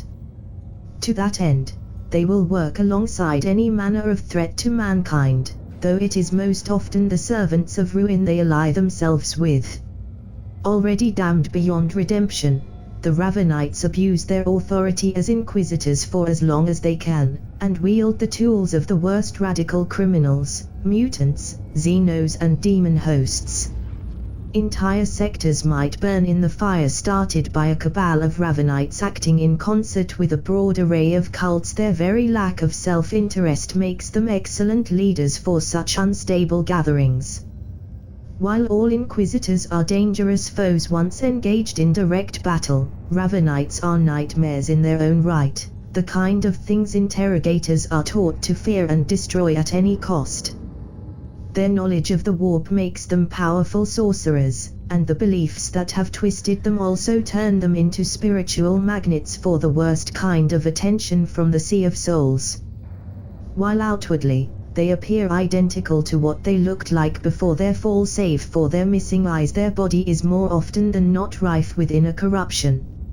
More often than not, an inquisitor has thought to have put down one of his fallen brothers or sisters, only for the corpse to twist itself into a new, terrifying form, still incorporating one aspect of the Ravenite, begging for the mercy of death even as it attacks everything nearby. Recruitment and gene seed. It can be argued that the gene seed of the Raven Guard is the most tainted out of all the traitor legions. The putrescence of the Iron Hands, the wild mutations of the Dark Angels, the ravenous thirst of the Blood Angels, all these can be studied, understood, and more importantly, fought. But merely studying the gene seed of the 19th Legion is enough to drive magos and scholars mad. What the Raven Lord did during the heresy has cursed his entire bloodline, and those who try to understand the details of this affliction end up ranting about the impossible things and nameless horrors they caught a glimpse of. Even something as mundane as a blood sample can turn a respected geneticist into a lunatic who willingly injects himself with the blood and turns into a demon host or some other, even stranger abomination. The Spawn Marines, descendants of the cloned Astartes of the Great Crusade, are those who bear the mark of this corruption most openly. The Spawn Marines. Much has changed since the first time Corvus Corax used his knowledge of genetic law to dramatically increase the size of his legion. Once, the Spawn Marines, as they are derisively called by both other Chaos Marines and the loyal servants of the Emperor, were created in sterile pods, cloned from the combined DNA of those most compatible with the gene seed of the 19th Legion. Regardless of the supposed efficiency of this earlier incarnation of the Spawn Marines, however, things are much different now.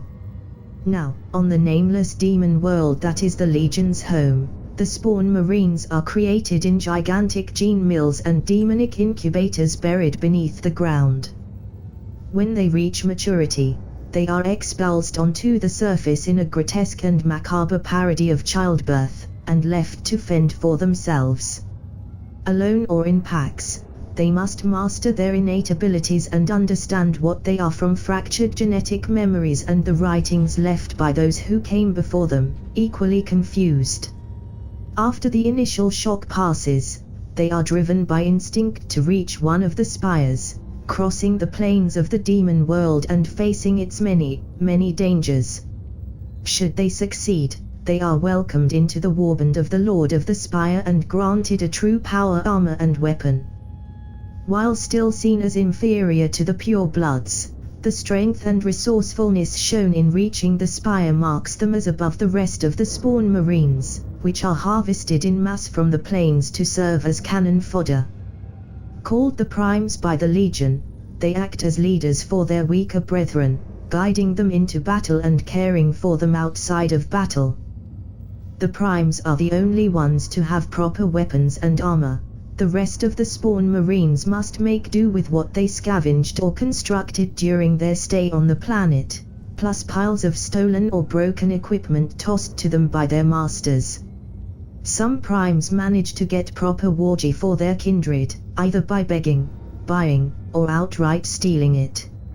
Unlike the Replici legionaries created by Corax during the Great Crusade, the Spawn Marines are all twisted by random, rampant mutation. Only those stable and strong enough to survive ever make it off the Legion's home world, but even they display signs of deep genetic corruption. But such a thing is hardly uncommon among the lost and the damned.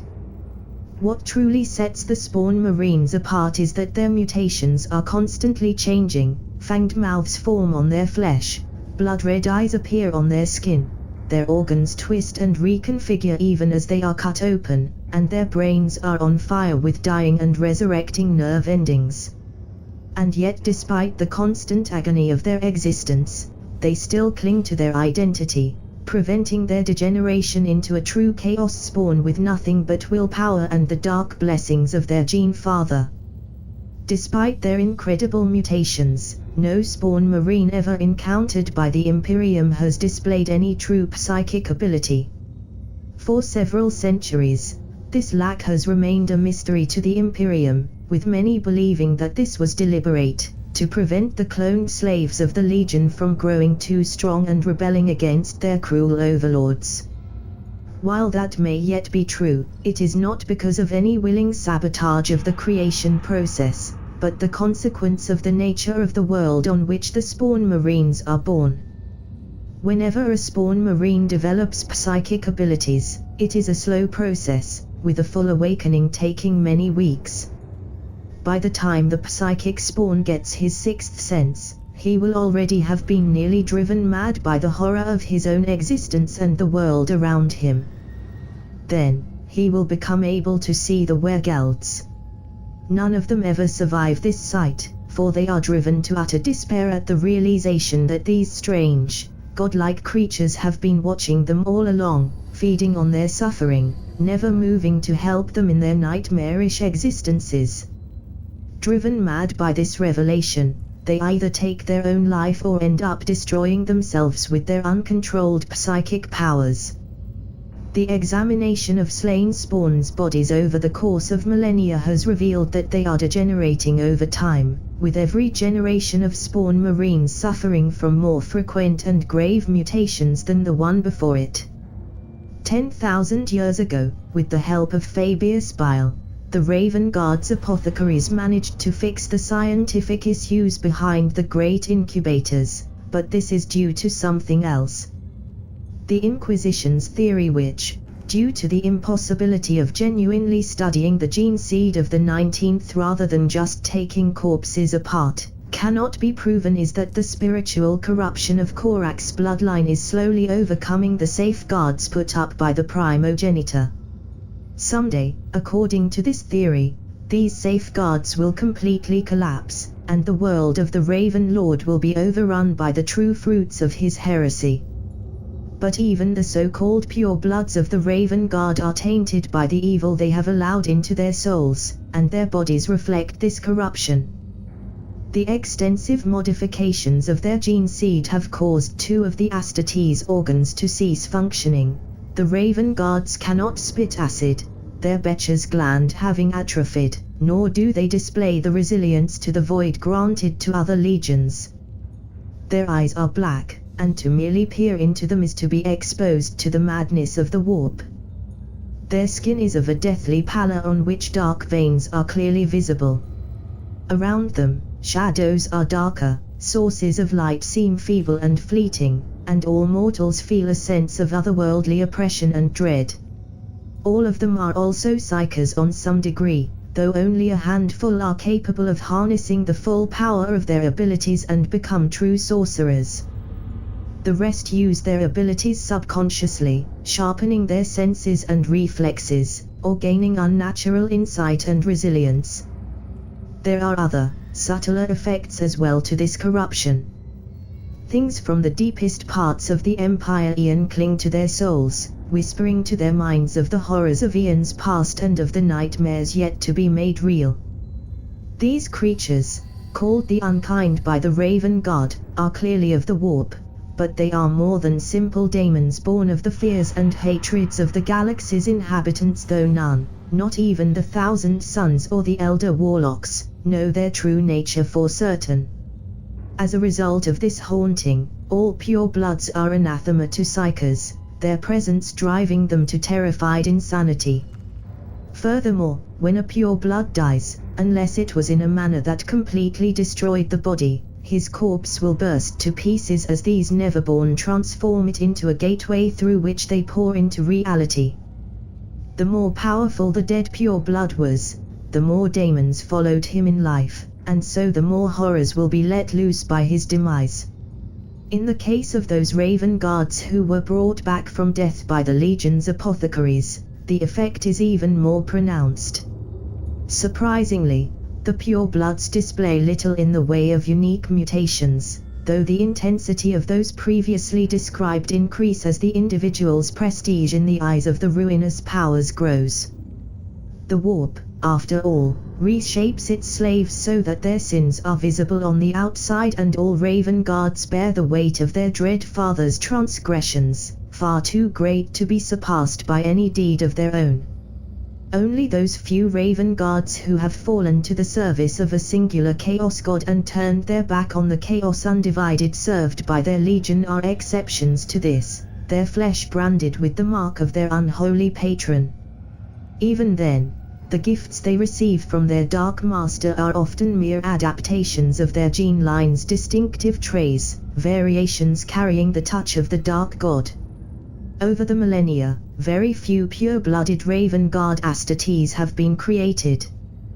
The resources for such creation are very rare in the 19th Legion, but these few true sons of Korax have always proved exceptionally dangerous. Each of them was chosen very carefully, with thousands of candidates considered and cast away, often lethally so.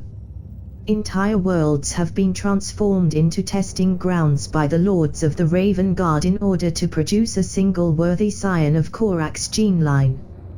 However, no more have been created in centuries, leading some to believe that the means to do so have been lost, that the gene seed of Korax is too deeply corrupted for implantation to succeed in any normal, non-cloned human.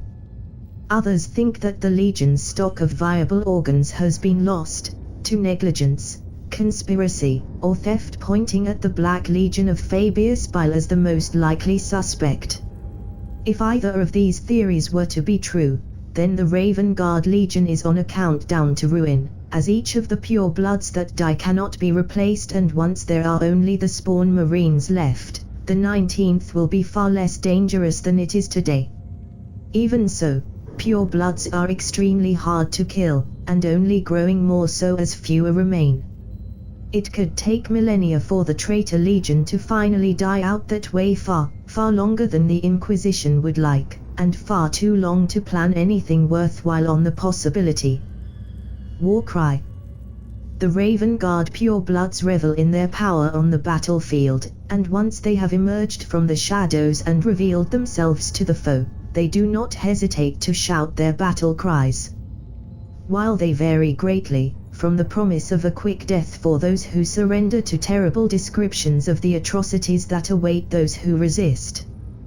When facing true military forces, such as the Imperial Guard or other Space Marine legions, they use more classic battle cries, such as "No mercy, triumph or death, you shall suffer as we have.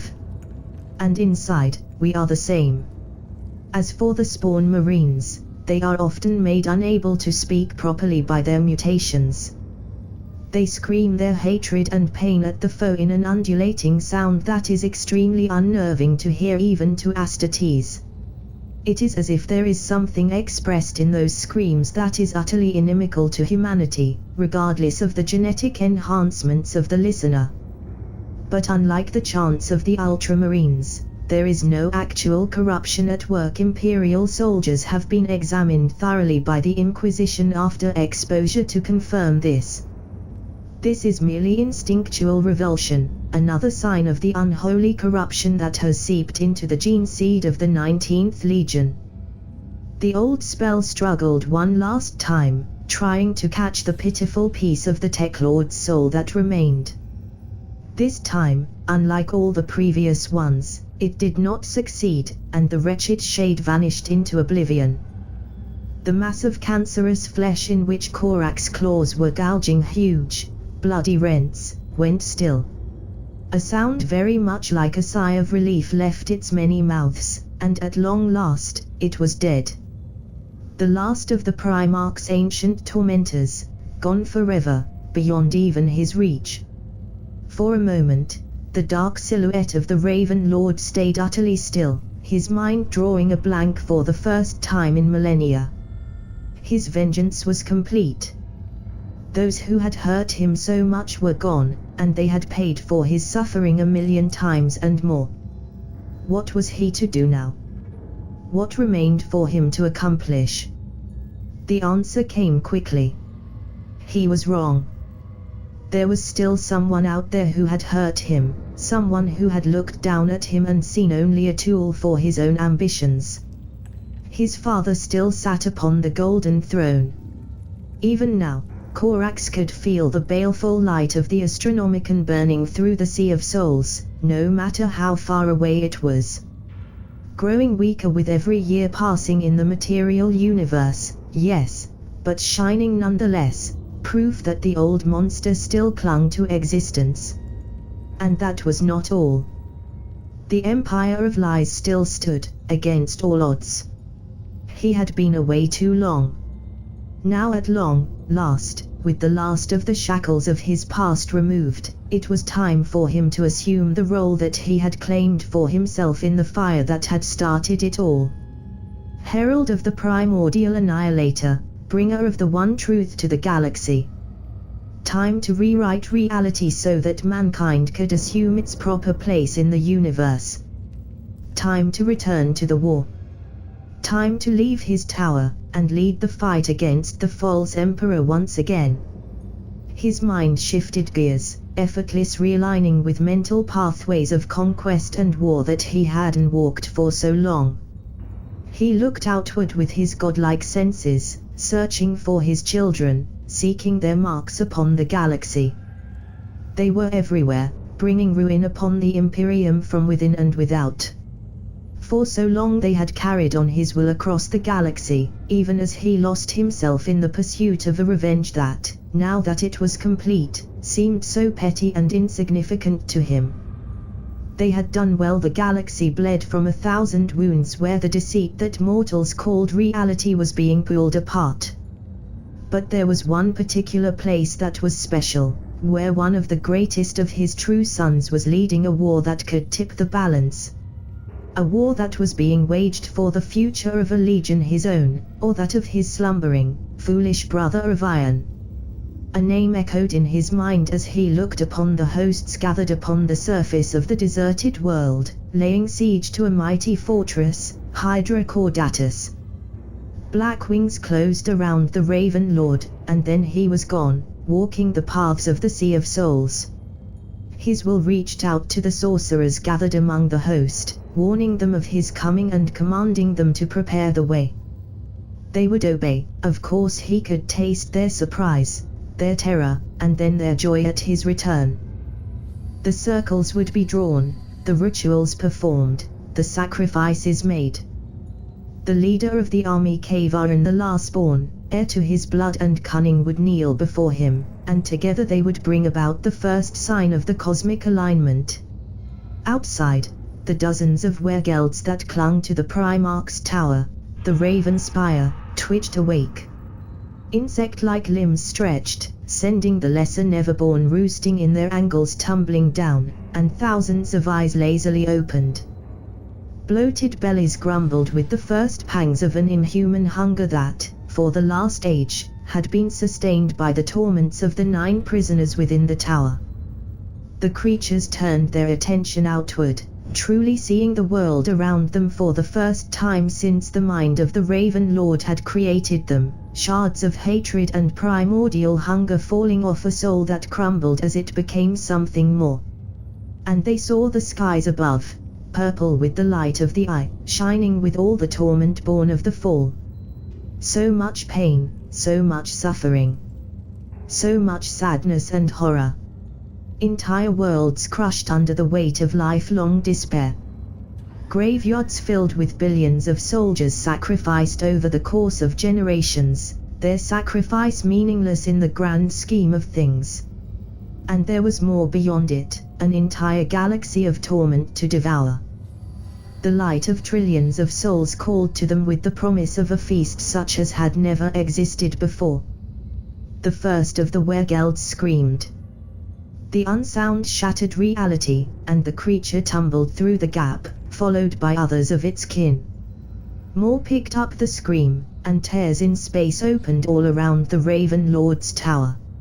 Some followed the trace of their father, but most fell helplessly, drawn to concentrations of pain like maggots to a rotting carcass. They were hungry, so hungry. And they would find their sustenance wherever the gaps led them to.